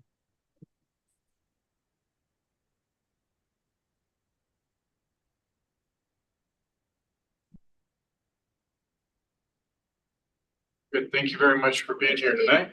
Thanks, Colin. Thank you. Rochelle, the Salem Orchestra, Youth Symphony. Welcome. Thank you. So you applied for funds previously? No, this is my first Okay, time. all right. So I did notice that some other places like the Oregon Symphony applied for like a season, event grant. I took it pretty literally, and so I applied for 2 events. Okay. So it is just program funding that I'm looking for in these grants. We do have additional admin costs as well on top of some of this stuff. If you're curious, but I'll let you ask questions. All right. Very good. And how did you hear about the opportunity of the TOT funding? Actually, one of our board members, Zane Kistner, who works at Elsinore, was suggesting that we apply. Okay. And so, yeah, he encouraged me to look into it. That's awesome. I mean, we do try to promote the opportunity in the Statesman and online and the city's website and stuff like that. But however you hear about it is great. So, Yeah, and I think that we've vaguely knew about it because we had a grant committee set up before COVID. And they were scouring the internet for all the grants they could find. And I think at that time we had passed the deadline and then COVID hit. Okay. And we're rebuilding now. So. Yeah, that's great. That's awesome.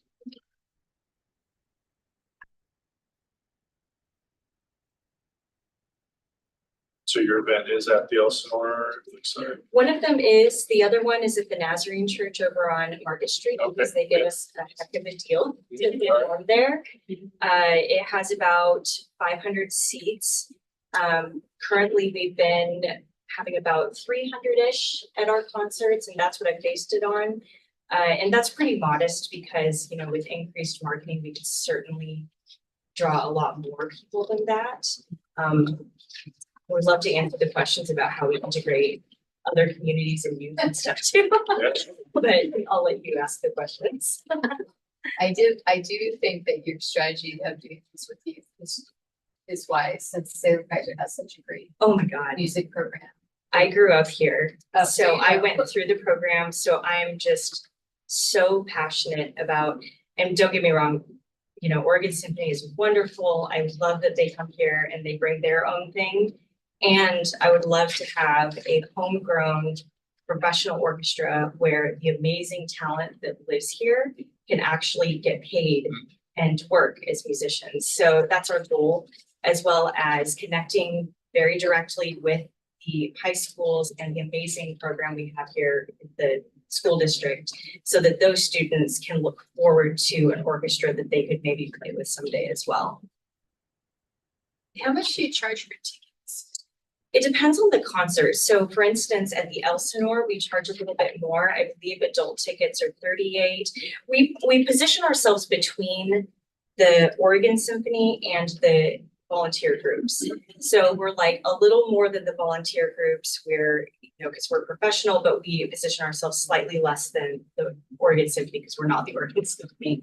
But I would say, let's see here. So the seated events at the Elsinore are like 38 for adults, and then I think 25 for seniors, and then we do, I think, 10 or 12 for students, unless they're 5 or under, and then they get it free.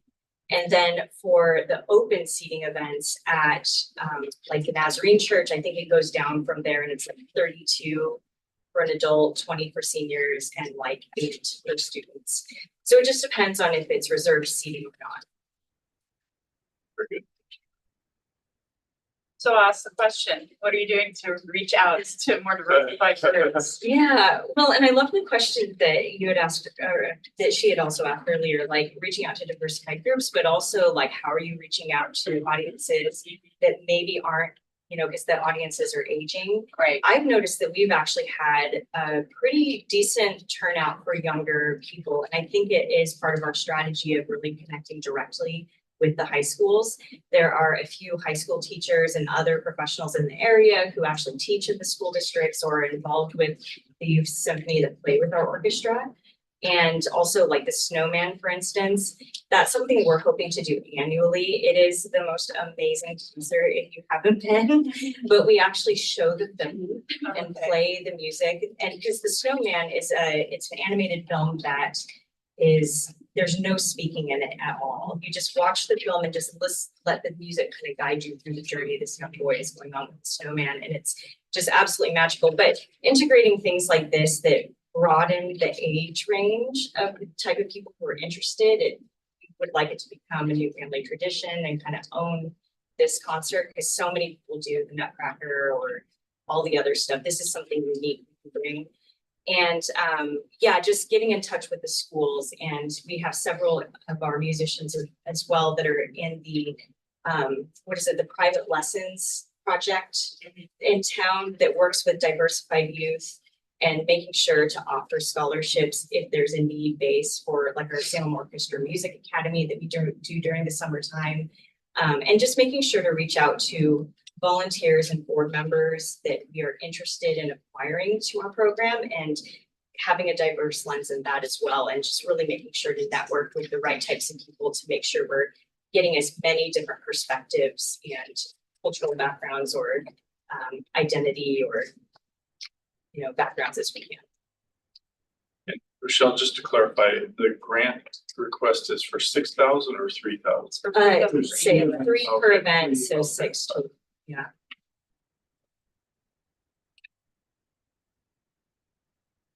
And I really would use this for marketing. I think Mark was saying earlier, we're also pretty light on what we've spent on marketing, but I've really made sure to utilize social media a lot and been very, very specific about targeting things. So my click-through rate and my cost per click is actually beating the industry standard. So despite spending very little on marketing, we get a pretty decent turnout for how much we spend. I do have a question about that. Are you tracking your conversion rate on that? Yes, I don't have it on me right now. Yeah, but I definitely could look that up and send it to you. Is it fairly decent? Yeah. I want to say. I put you on the spot. I knew what my click-through rate was. It was like really high. It was like almost half or something, like at least click-through. But the conversion rate that I'm not quite sure. Okay. So, because sometimes people click through and they'll buy it directly from there, but other times it's kind of hard to tell because maybe they'll click through there, but then maybe they'll go directly to our website and then go. That's often the way also to check your pricing. To see if people click through and then don't buy, like what that rate is. Right. Yeah. Like they see the price and go, oh, so it Yeah. might give you some insights. Yeah. I just want to comment, 2 comments, I guess. Yeah, I love that on the marketing. That's definitely one of the things I've been finding out as well. If you really like know how to maximize social media, you can spend very little money and get maximum return. Especially now with Instagram and Facebook being so connected now. Yes. It's just the marketing just gets a little bit easier and very tactical. So that's great. I'm love that you're doing that. Also love that you're doing this because I know in Portland they do this all the time. I just heard about like the Harry Potter one, where they're playing the movie with the music. That's cool. Now we need that here. So I would love that this is going on. Hopefully, my son could sit through this. So again, the runner of the family. Yeah. So hopefully, it'd be great to because he loves the instruments. He loves like the movies. So that'd be magic. So yeah. Well, and that's just one of them. The other one is the side-by-side concert. And that one we actually play directly with the Youth Symphony. So we have the Youth Symphony play and then we play and then we play all together. And it's like 100 musicians on stage. They are high school. Okay. Yeah. But the first year we did Swan Lake and it was just like, oh my gosh, it was incredible hearing 100 musicians on stage playing that dramatic music. Yeah. It's awesome. And the side by side is the one that you do at church, isn't it? No, that's what you opposite. do. Yeah, because we generally anticipate more people attending for the side by side, and also we have to have somewhere for all the students to sit too. Yeah. So. Yeah, those youth, they turn out the numbers, so they bring parents. Aunts and cousins, yeah. Well, and having funding and having things secured and knowing that we have things coming in will help us a lot with actually being able to announce a season because our first year was 2019. So we had started all this momentum and then COVID hit and just trying to even just gather people back just to help and have the manpower to like get in touch with Elsinore or the people we need to on time to get these things going. It's really hard. We've had to do things really like ad hoc. And we're getting to the point where we're growing enough that we need just that little bit more to be able to announce a season. And so we can just, gain that momentum again. So. Thank you, Rochelle. That's awesome. All right. Salem Public Library, Salem Reads. Kate? I'm here. Oh, sorry. Welcome. Thanks for waiting.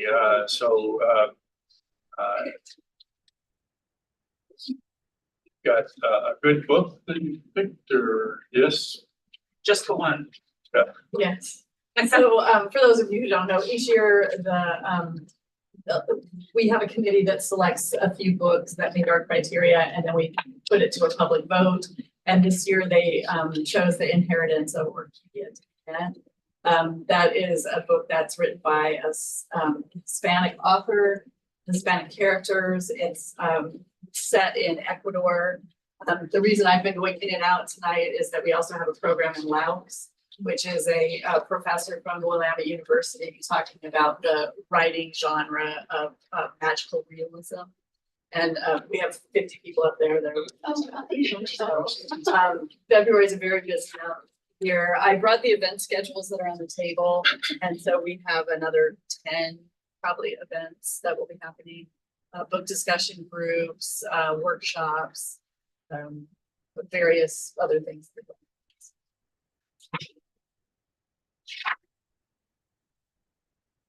I was impressed by the list of events accompanied, and I saw in, I think, the Salem Reporter today that the author saw the article and decided to do add an event for you. So yeah, we try to choose a book that we can get the author, but frequently we can't afford them. Like the year before was Trevor Noah. I mean, there's no way. But as I was looking at the author, she had something on her website that says she wasn't doing any events until the middle of 2024. And so I took that at face value. But somehow through her feeds, she saw the article that Salem Reporter did on Salem Reads and contacted the author of that article, who then put her in touch with the library. And so she will be doing a Zoom presentation from 11 to 12 on the 20th, I believe it is. I'll be here in the Anderson room. So you'll be able to attend it in person, or you can get a Zoom link, attend her talk. So yeah, that was a stroke of luck. I'm not exactly sure how much it's costing, but we were happy to have some association with her. And she was very proud to have her book chosen. And at first she thought we were in Salem, Massachusetts. That's why she's not physically.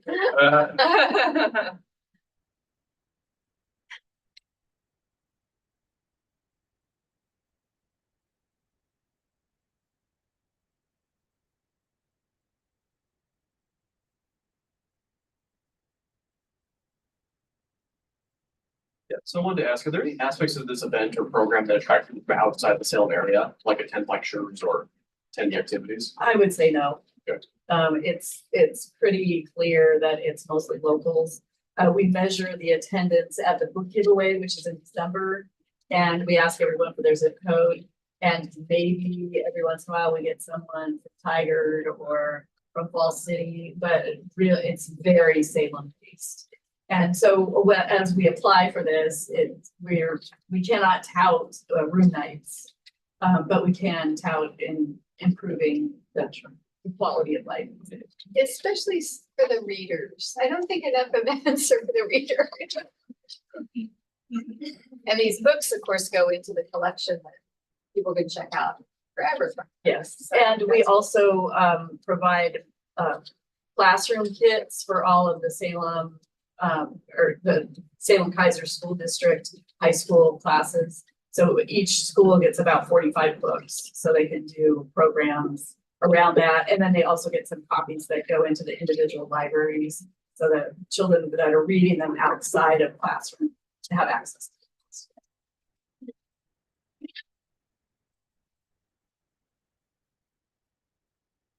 Any other questions?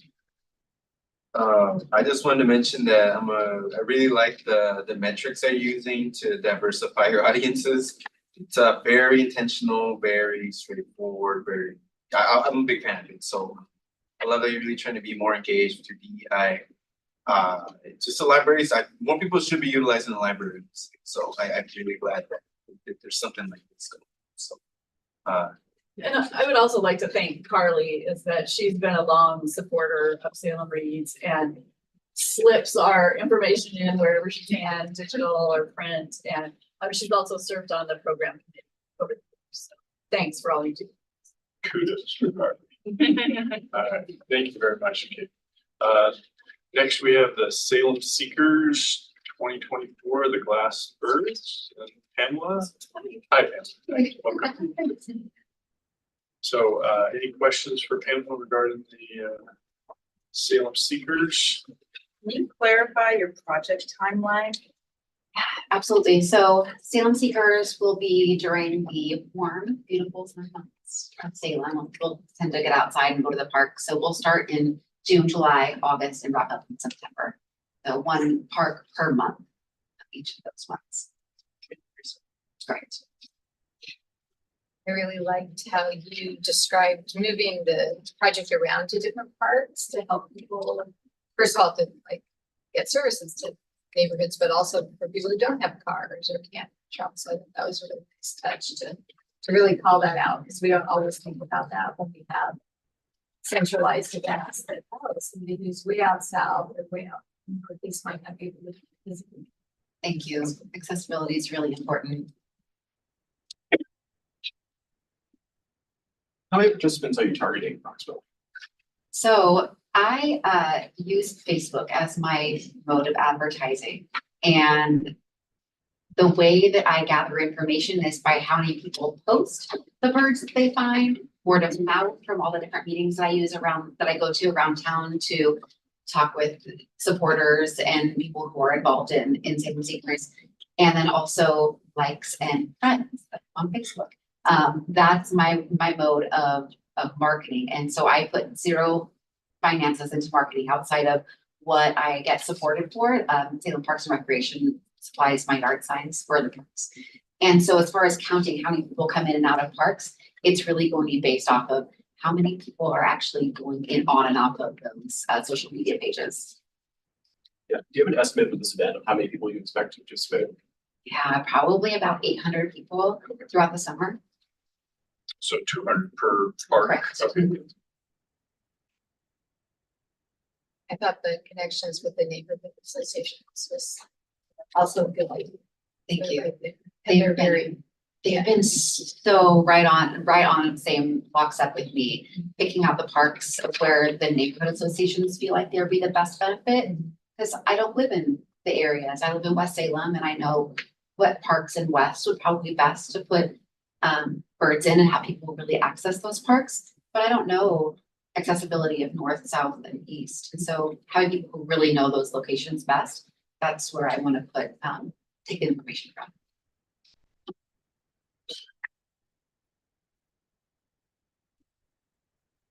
So most of your expenditures is the expense of the birds. Correct. That you're doing. Yep. That's supporting the local glass blowers in South Salem. I might not be able to find it, but can you remind me please what those parts were? Yeah, sure. There was Weather Street Park that was in North Salem or East Salem. North Salem was Northgate Park. South Salem was Woodmansee Park, and in West Salem was Orchard Heights Park. Perfect. Each area. Correct. Each of the 4 quadrants of Salem, and that's the goal again this year, to get more exposure out there for people who don't go to parks. There's 91 parks in the city of Salem. A lot of people don't realize that, and getting people to have access to them is really important. So you're using Facebook a lot. It doesn't say that you right here that you're also using Instagram, or are you? So yes, my knowledge and je ne sais quoi of Instagram is less than, but I have stepped my marketing game this year, and I will be connecting the two, as well as I have some individuals within the city of Salem who are going to be helping me to establish a potential website. So I'm very excited about that. Are you doing anything with the artists that on social media that make the birds leading up to it? Connect, yeah, oh yes, so we connect everything that we post on Facebook, anything on social media or any emails, newspapers that are published, everything is connected with Glass Art Oregon. So their business is always in the forefront of anything that we do. It's not really about, it's about supporting the local entities. Was that your question? Did I answer that? I was just wondering if you're doing like artist profiles or like watching the birds be made or the social media content. So I have done a couple of videos. One, that's art right there up in the corner, and there's a video that I posted on Vine. And then also Salem Reporter came out to their home and watched and documented the creation of some of the birds. Yeah, it's a really incredible process. They're great people, really great community supporters. And it's announced on your Facebook and all the. It's announced on social- Facebook, it'll be on Instagram, on the. Which part, which. Correct, week or yeah, month. and then also, I'm going to be, connecting with Carly after and, maybe getting a little connection with her with Press Play, and then, so we were on point She'll six. have to not be able to vote. Right, that's true. We'll talk a little after the votes. We're on point six news, so that was spread pretty wide all over Oregon. We were in the Statesman's Journal, and that's all that information was, put out, yeah. Thank you. Any other questions? All right, thanks again for being here. Absolutely. We got John with the symphonic winds. Hi, John. Welcome. Thanks for being patient. I thought it was amazing that you're debuting a new ballet in Salem. So I thought that was pretty cool. Pretty exciting for us as well. Lean on that. And it was, it's, you're taking a Oaxacan story, right? And, or the composer is taking a story. Have you consulted with anybody from the Oaxacan community here about that? Not yet, no. We do plan to do all of that outreach as we get a little bit closer to it. But that and we're also looking at pairing with the business and marketing department at Corbin. And we have students working toward Health Against Focus efforts for this next season, our fifth one. So we'll be looking at especially how to approach the diverse community that may be especially interested in something like this. When we were at another event recently, they had a Mexican dance group, and we spoke to them afterwards. Some of their kids have been to that area of Mexico studying for their work with their dance. And when we have dancers involved too, that really helps us with our outreach, where that brings people in who have that interest as well. We're looking forward to what they do with this choreography.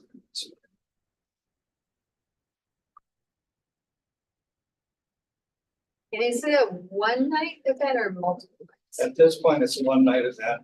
If we should be fortunate enough to sell out, we will look at expanding that. But scheduling is a bit of an issue. We'll be renting the hall for the weekend so that we can do the final dress in the hall on Saturday and then present it on Sunday. I will say that Rainbow Dance Theater includes the choreography from that show, and their shows for about the next year and a half or so from that. So it expands from there. Lots more audiences get to see the choreography and hear the music. Do they record your music and then play at their events, or is it just? Yeah, at times, it depends on what the music is. We did a work by Piazzolla that hadn't been recorded anywhere else, but they're using this year, so they have much choice. So. What are the actual dates? Well, we don't have the actual dates yet. That depends on scheduling Salem schools, and this year we weren't able to secure dates until the end of September. That affected our fall. We had to postpone our fall concert in spring due to this year. We're hopeful that with an event like this that we'll jump through hoops a little quicker next year. What is the seating capacity? I haven't been to the new auditorium. There's 13 seats. 900. Wow, that's excellent. That's big. And they're all good seats. So it's a beautiful hall. And it's the only hall that's big enough, the stage is big enough for us to do the choreography in front of the band. So that some of the other halls we'd love to be in, but it's not big enough. Oh, I was gonna say from the budget, it looks like you I didn't see any other major sponsors besides our grant. Are you looking for other No. sponsors? We don't have other major sponsors at this point. It's mainly individual donors that contributed beyond this at this point.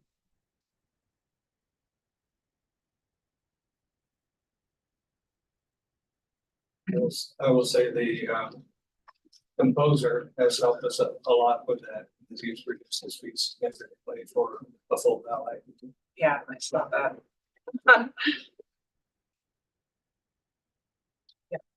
Yeah, I just wanted to comment, I guess, but yeah, no, I think it's a great concept. I think this is something we don't see often. I think this is like a good mix of traditional type of like ballet type of performances with like a non-traditional like theme to really get like some of these non-traditional audiences here. I think it would be great to partner up with some more folks that will be more inclined to attend some of this. I'm happy to refer you to some organizations that I work with that I think they'd be amazed. Something like this. It sounds like it'd be great. So yeah, no, I think it's a great. Thank you. I just want to say, I worked at the University of Oregon School of Music and Dance for 10 years in the communications department, and I have a very strong love for classical music. And I like seeing you guys push boundaries a little bit and find new composers and try to make it relevant. Say, get them in to get them to listen to Mozart and Brahms. You gotta hook them. So good job. Yeah, that's great. Thank you very much, John. Vietnam War Memorial Fund. Mary Louise? You're here still. I'm Yeah. I'm Steve Bates. Oh, I'm Steve Bates with, I'm the president of the Vietnam War Memorial Fund. I'll yield to Mary Louise in a few minutes. I wanted to give you a little background of what we're doing. The newest tourist attraction in Salem will be the Vietnam Veterans Memorial at Cottage and State Streets in Wilson Park on the Capitol grounds. We plan to start construction in May, and completion of phase 1 will be 22 weeks later. The November event that we're planning will highlight the completed phase 1 and also discuss the plans for phase 2. And with that, I'll turn it over to our volunteer, who's the best known event planner in Salem, and that's Mary Louise Van Atta. Well, you're very kind. Can you all hear me all right? Yeah. Yes. You're very kind. Steve doesn't know all these incredible people who are also at the table, which we run across each other very often, chasing down decor and attendees for our many events. I know I am really excited to bring this event to your board and this organization, because one of the groups that we haven't seen a lot of here is our veterans. And this memorial, we've been fundraising for it for quite a while. Steve will have to give a little extra detail on that if necessary. But we really want to bring this really exciting event to Salem, where we're going to get a chance to get an update on the memorial, walk over to the memorial and honor, and remind me, Steve, 710 Oregonians were killed in action in this war. And in this memorial's is honoring how many people, Steve? Is that 800? There's almost 800 Oregonians who died in Vietnam. So we're hoping to bring the veterans back together, and we have done a few small events for this and been able to bring folks from around the state who've been involved in military service and those who support our veterans together. And I'm happy to take any questions that you might have about this. And I think this is the second time. I believe you've done this once. Is that correct, Steve? In 2021, we were in conjunction with the Oregon Department of Veterans Affairs. We honored the Vietnam veterans on the day before Veterans Day, November the 10th of 2021. And also in attendance was the community of Vietnam, the community of Vietnamese of Oregon were involved in that event also. And of course, we intend for them to be involved with this event this next November as well. And maybe one last comment before questions. As part of this memorial, there was a project to reach out to the interpretive panels is to reach out to folks who have cultural backgrounds from the places this conflict was fought, to review all of the verbiage on the memorials and to give an opportunity to comment on that. So worked really hard to reach out to the diverse community in that way.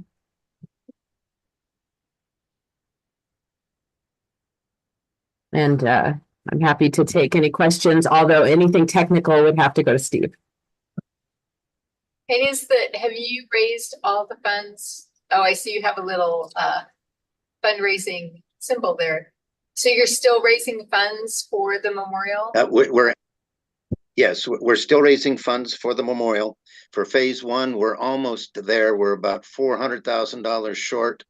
And this week, actually on Friday, I'll be testifying in front of the Oregon State Legislature requesting that $400,000. That's impressive, to have that much funding. How long has the, funding been, part of your project? How long have you been? I'm sorry. Yeah. How long have you been fundraising is what he's asking. Well, we've been involved in this project for 7 years now. Okay, all right. Yeah. That,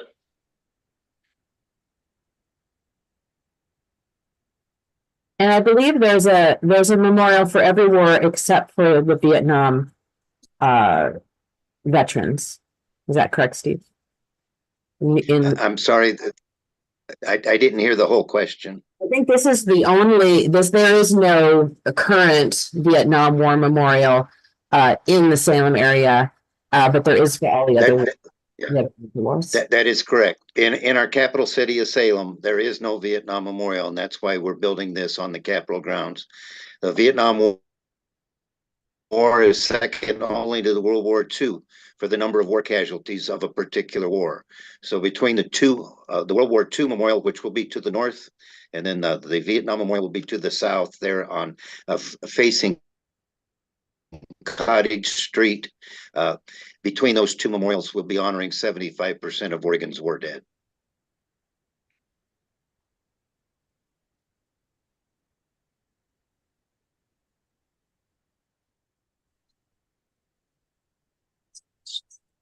questions? All right, well, thank you very much both for being here tonight, your patience. It's hard to be near the end of the list, so thank you again. Yeah, the next time I start a nonprofit, I'm going to make sure it starts with A. A, yes. You might be changing your name. Yeah. Maybe A be a non-memorial if you got it. I'm gonna have Willamette change the.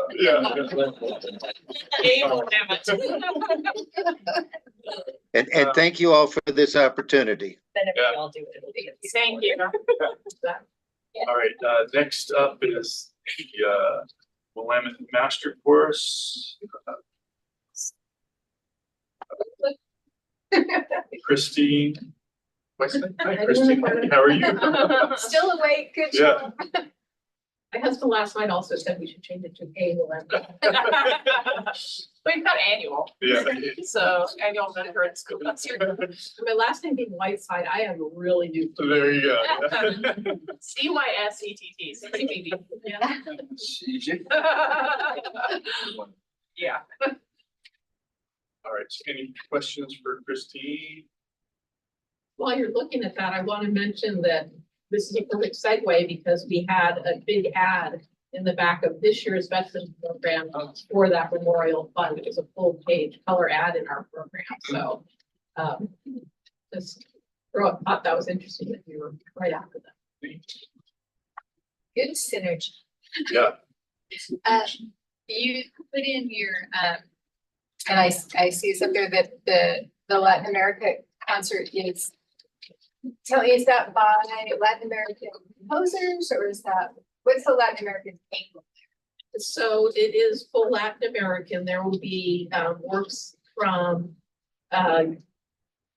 Mexico, obviously, Ecuador, Bolivia.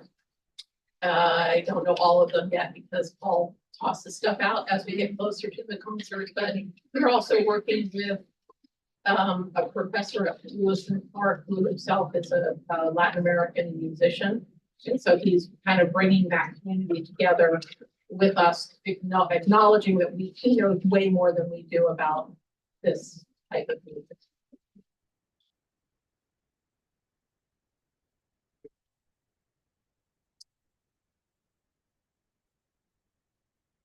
And I don't know if we knew at the time that I wrote that grant that we will be performing the Latin American concert in Woodburn as well as in Salem.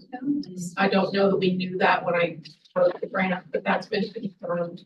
And it will include musicians from Portland and Woodburn, and mariachi group from the Woodburn High School. It will be part of the concert as well, both here in Salem. What's your venue in Woodburn? The high school. Oh, okay.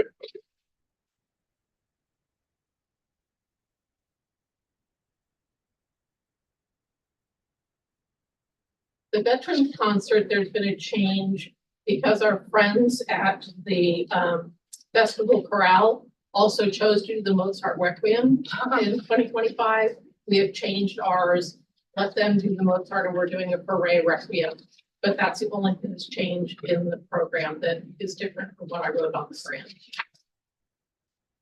They didn't have attendance at that, at 800. Is that pretty typical for that concert? Yeah, that we're limited to the auditorium. This year we had more because we were able to hold it in Smith Auditorium. But we generally do it in Hudson Hall, and that seats 420 people, something like that. So we're with 2 days in a row, we're maxed at 800. I don't know what numbers we'll expect for the Latin American concert. That's still an unknown. What type of marketing are you using to help with your audience? We also have a really successful team that does our social media. A gal that works at Willamette University, and that's actually her job there. So she knows how to craft the matrix and all that. But we also do radio advertising as targeted, some in Portland if it's more classical, and then around in some of the smaller radio stations. If it's a little bit more specialized, especially for the Veterans Concert. And we also have ads in some of the local press play being one, which is what she had. Travel Salem, we have an ad in the Travel Salem. Mr. Guy. Excellent. Are you targeting different age groups? I mean, young adults as well, or? Again, like the Salem Symphony, we also include youth in almost every one of our concerts. Yeah, okay. They bring parents. They bring grandparents. And friends. All right. Very good. And it also keeps live music in their lives, which is more valuable than the friend and the family. For the Latin concert, are you targeting Spanish speaking radio stations? Absolutely, and that's one of the reasons why we the professor from Lewis and Clark, because that is his gig. I mean, yeah, he plays himself, and he just is well connected with that community, and so we're really taking advantage of some of his knowledge.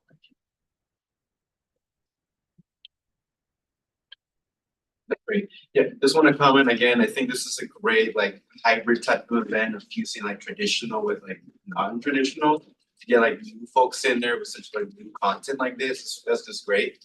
So I definitely want to see that outreach being reflected in the content that's being produced these different communities. So that's great. That's great. Definitely in attendance of this for sure. So. Thank you very much. Thomas, saving the best for last. All right, let's talk. The grand finale. Yes. So we've got Theater 33 at Willamette. How was I know, Christy and I met with you several years ago with summer performances. This kind of a fruition of that dream. And Well, I think we're on track. We're building every year. Attendance is building, the budget is building. Our outreach is building. The amount of artists we can, the pool of artists we can hire from is building, and geographic reach as well. And we're getting more known in the writing community throughout the Northwest. So we're getting more and more scripts every year, which helps. I mean, we get excellent scripts, but it helps to have a larger pool to choose from. So, and attendance is building, so it's going great. It's awesome. It's going great. And we're, this season will be the last season before we expand to the regional, the opening of the regional festival, which will be 2025. When we, so normally we do 2 plays in June, July, and August. This year we're switching back one. 2 in May, 2 in June, 2 in July, to free up the month of August.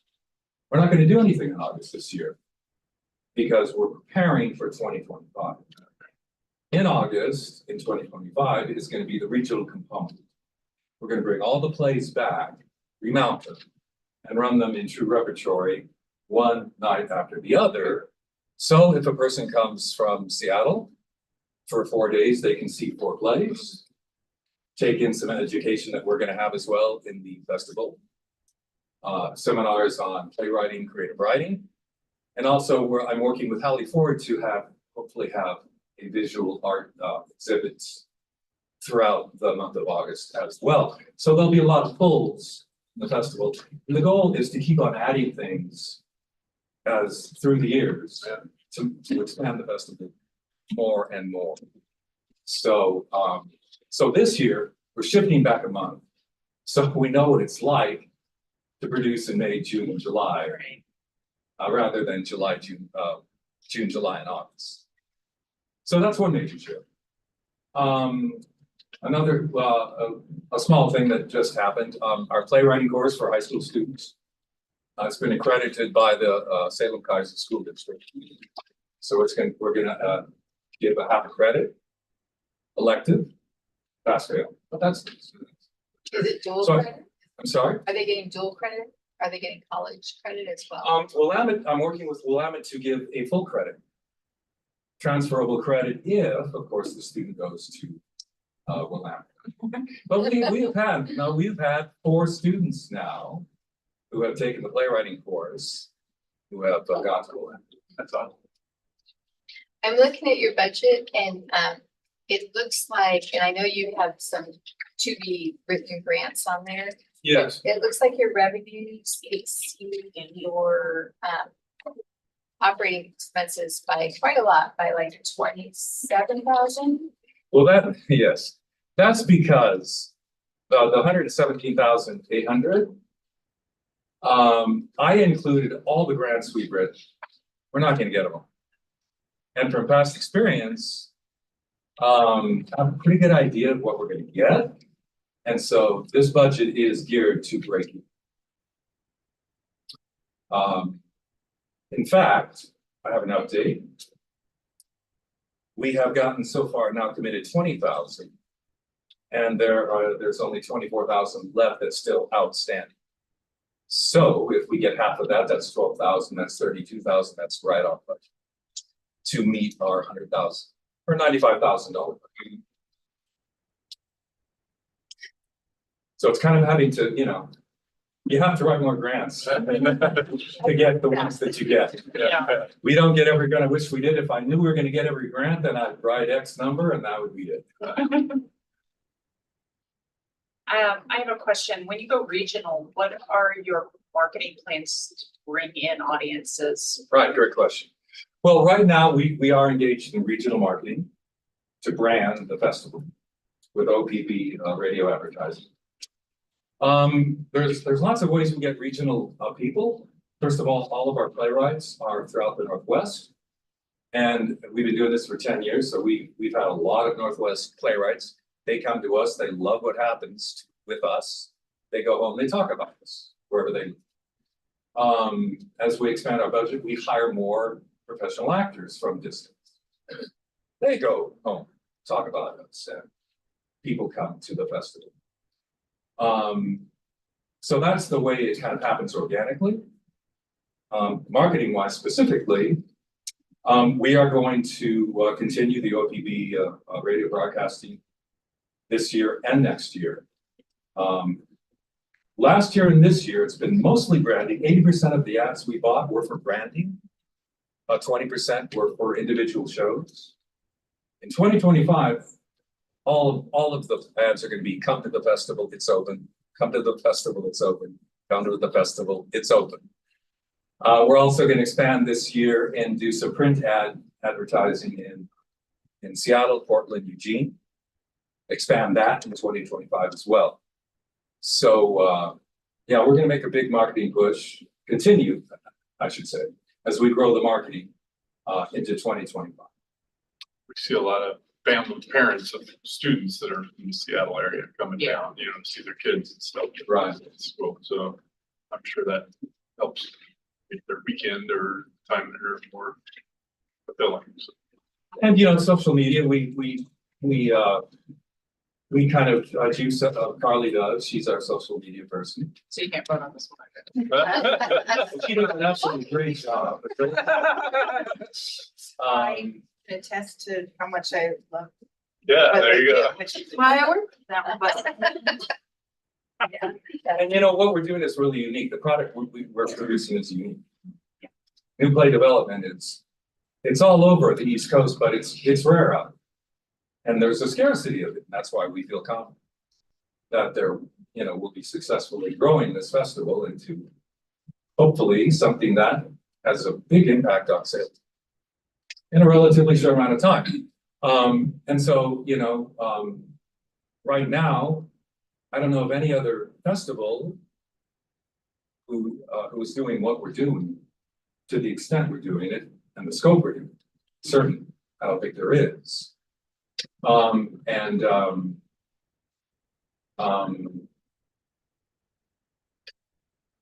it's all, we're also revitalizing the foundation of theater by helping new plays get produced.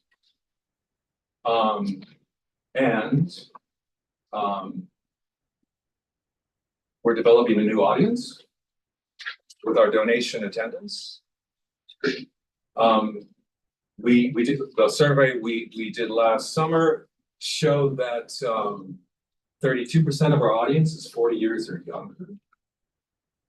48% earn 60,000 or less. And 41% of our audience were first-time attendees. So, so donation attendance is working. It's working. Any other questions? I just want to keep an eye on the time. I'm seeing that big clock on the wall there. Chris is nodding off. So, That's what he gets for missing. we don't want to be cruel to staff. They save our butts. So, all right. Thank you very much for everybody being here and so many online as well tonight. We appreciate your passion for your events and your organizations very much. It is a big deal for our community to have a diverse menu of things for people to see and do while they're living here and visiting here and attracting. So we appreciate that very much. Chris, if we can talk about the tourism fund report, please.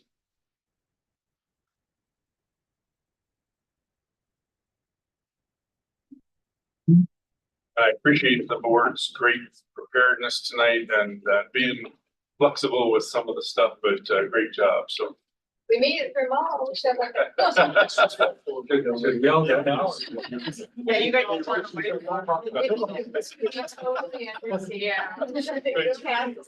Thank you very much. Thank you.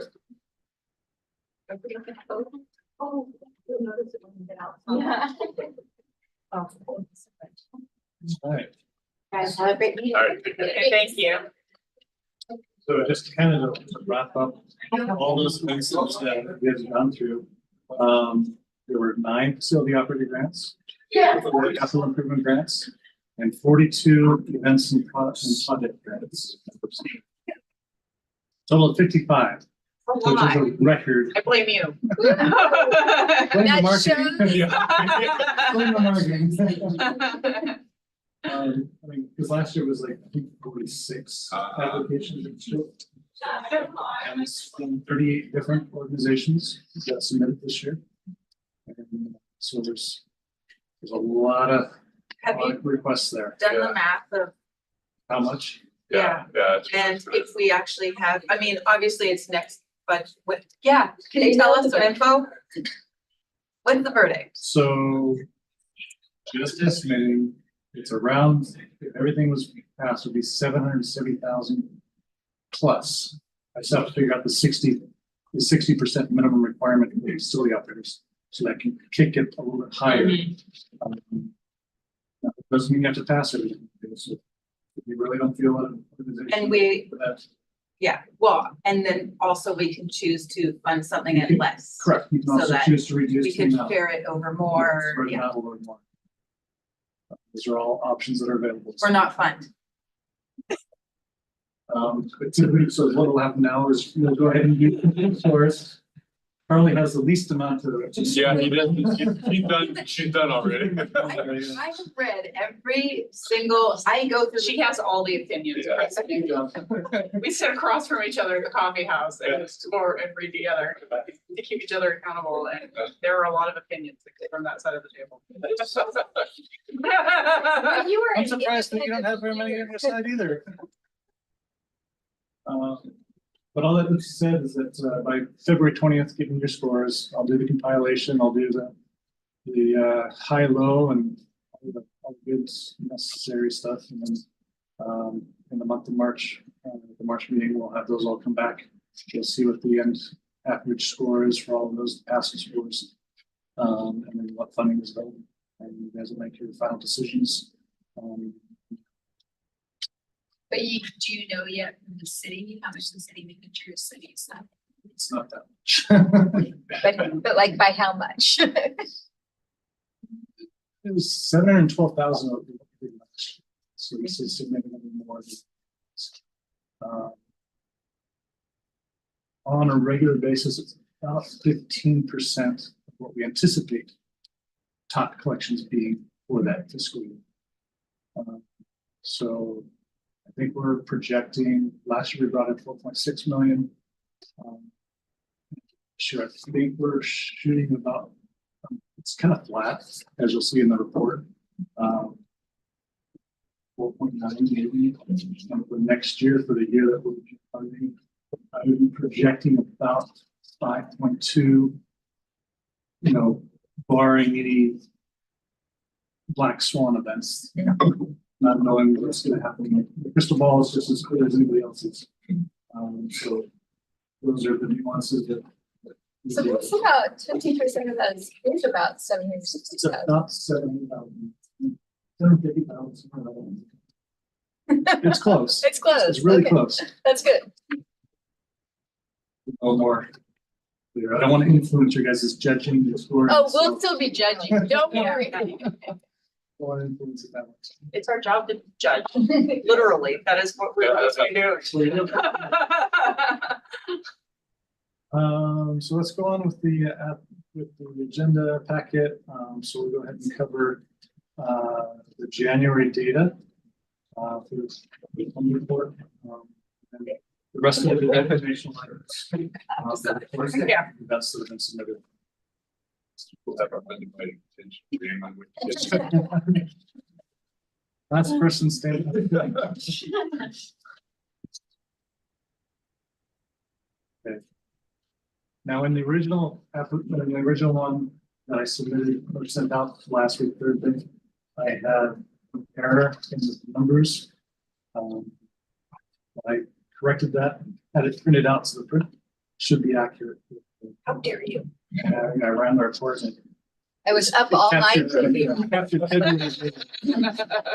After some February data, so so that doesn't look great. So it's been my normal day off and going to correcting it, which is good because we got a lot of meetings. But here we have year-to-date $2.4 million of revenues, which is just slightly above what we had last year at the same time frame for July through December, January receipts. Obviously, with higher interest rates, the interest is kicking in nicely, but we don't account for that we don't bank on that for future growth. So that'll get paid down actually as interest rates fluctuate.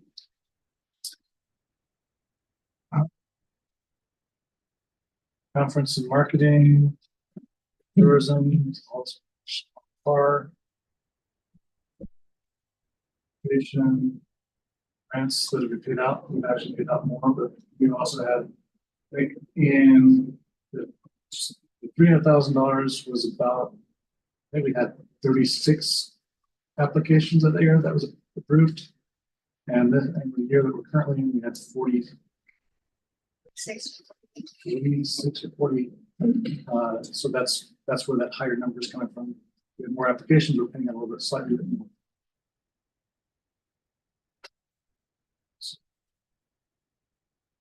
See on a monthly basis, the month of December activity that was paid in January, by January 31st, 269,000 worth of revenue.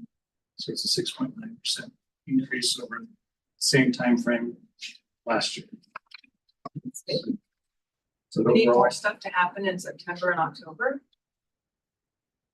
yeah, I don't know exactly what happened last time. We had one hotel that had accounting department didn't mail a check that got turned in late, so I think that's why November is so much higher. Oh, Okay. They figured out what happened. It was an honest mistake, but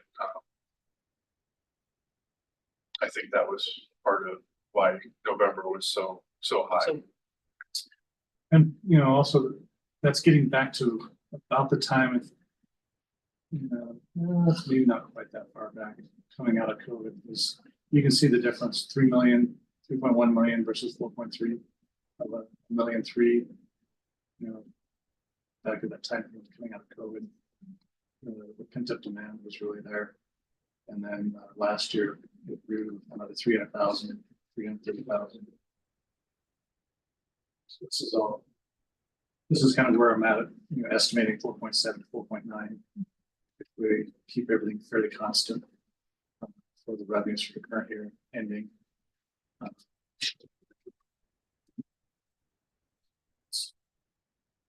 Questions on stuff? And then the rest of the application, the rest of the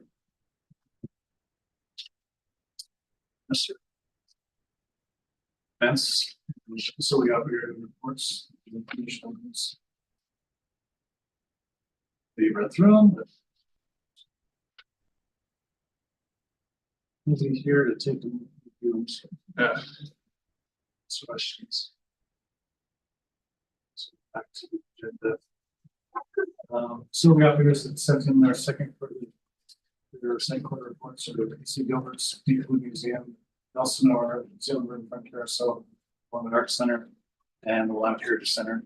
And then the events that we processed were for Inglewood Forest Festival, Santa at the Carousel, Magic at the Mill, and the 19th annual Veterans Concert for next week. No capital improvement grants during that time frame. And now this would be the time for those that are still in the audience to provide us an update on what's coming down the pipeline, what things are happening. Actually, it's 8:30. It'd be really If that, yeah, you guys have had it.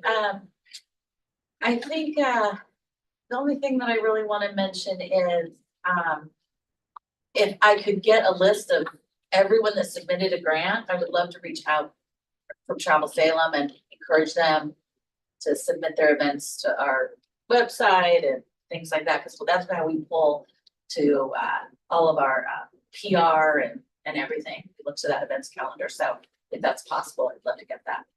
And then I'm just gonna brag on one of your grantees. I attended a tea at Deepwood. And don't know if any of you have ever attended. Absolutely excellent. I've been to Victoria, been to the Empress Hotel, I've had tea with my mom, Bouchard Gardens tea. It was better. So, I just really had to brag on that because I was so incredibly impressed. So, if you haven't been. Jen, mom's probably not even on. I know, what? I don't know. He's probably watching the TV.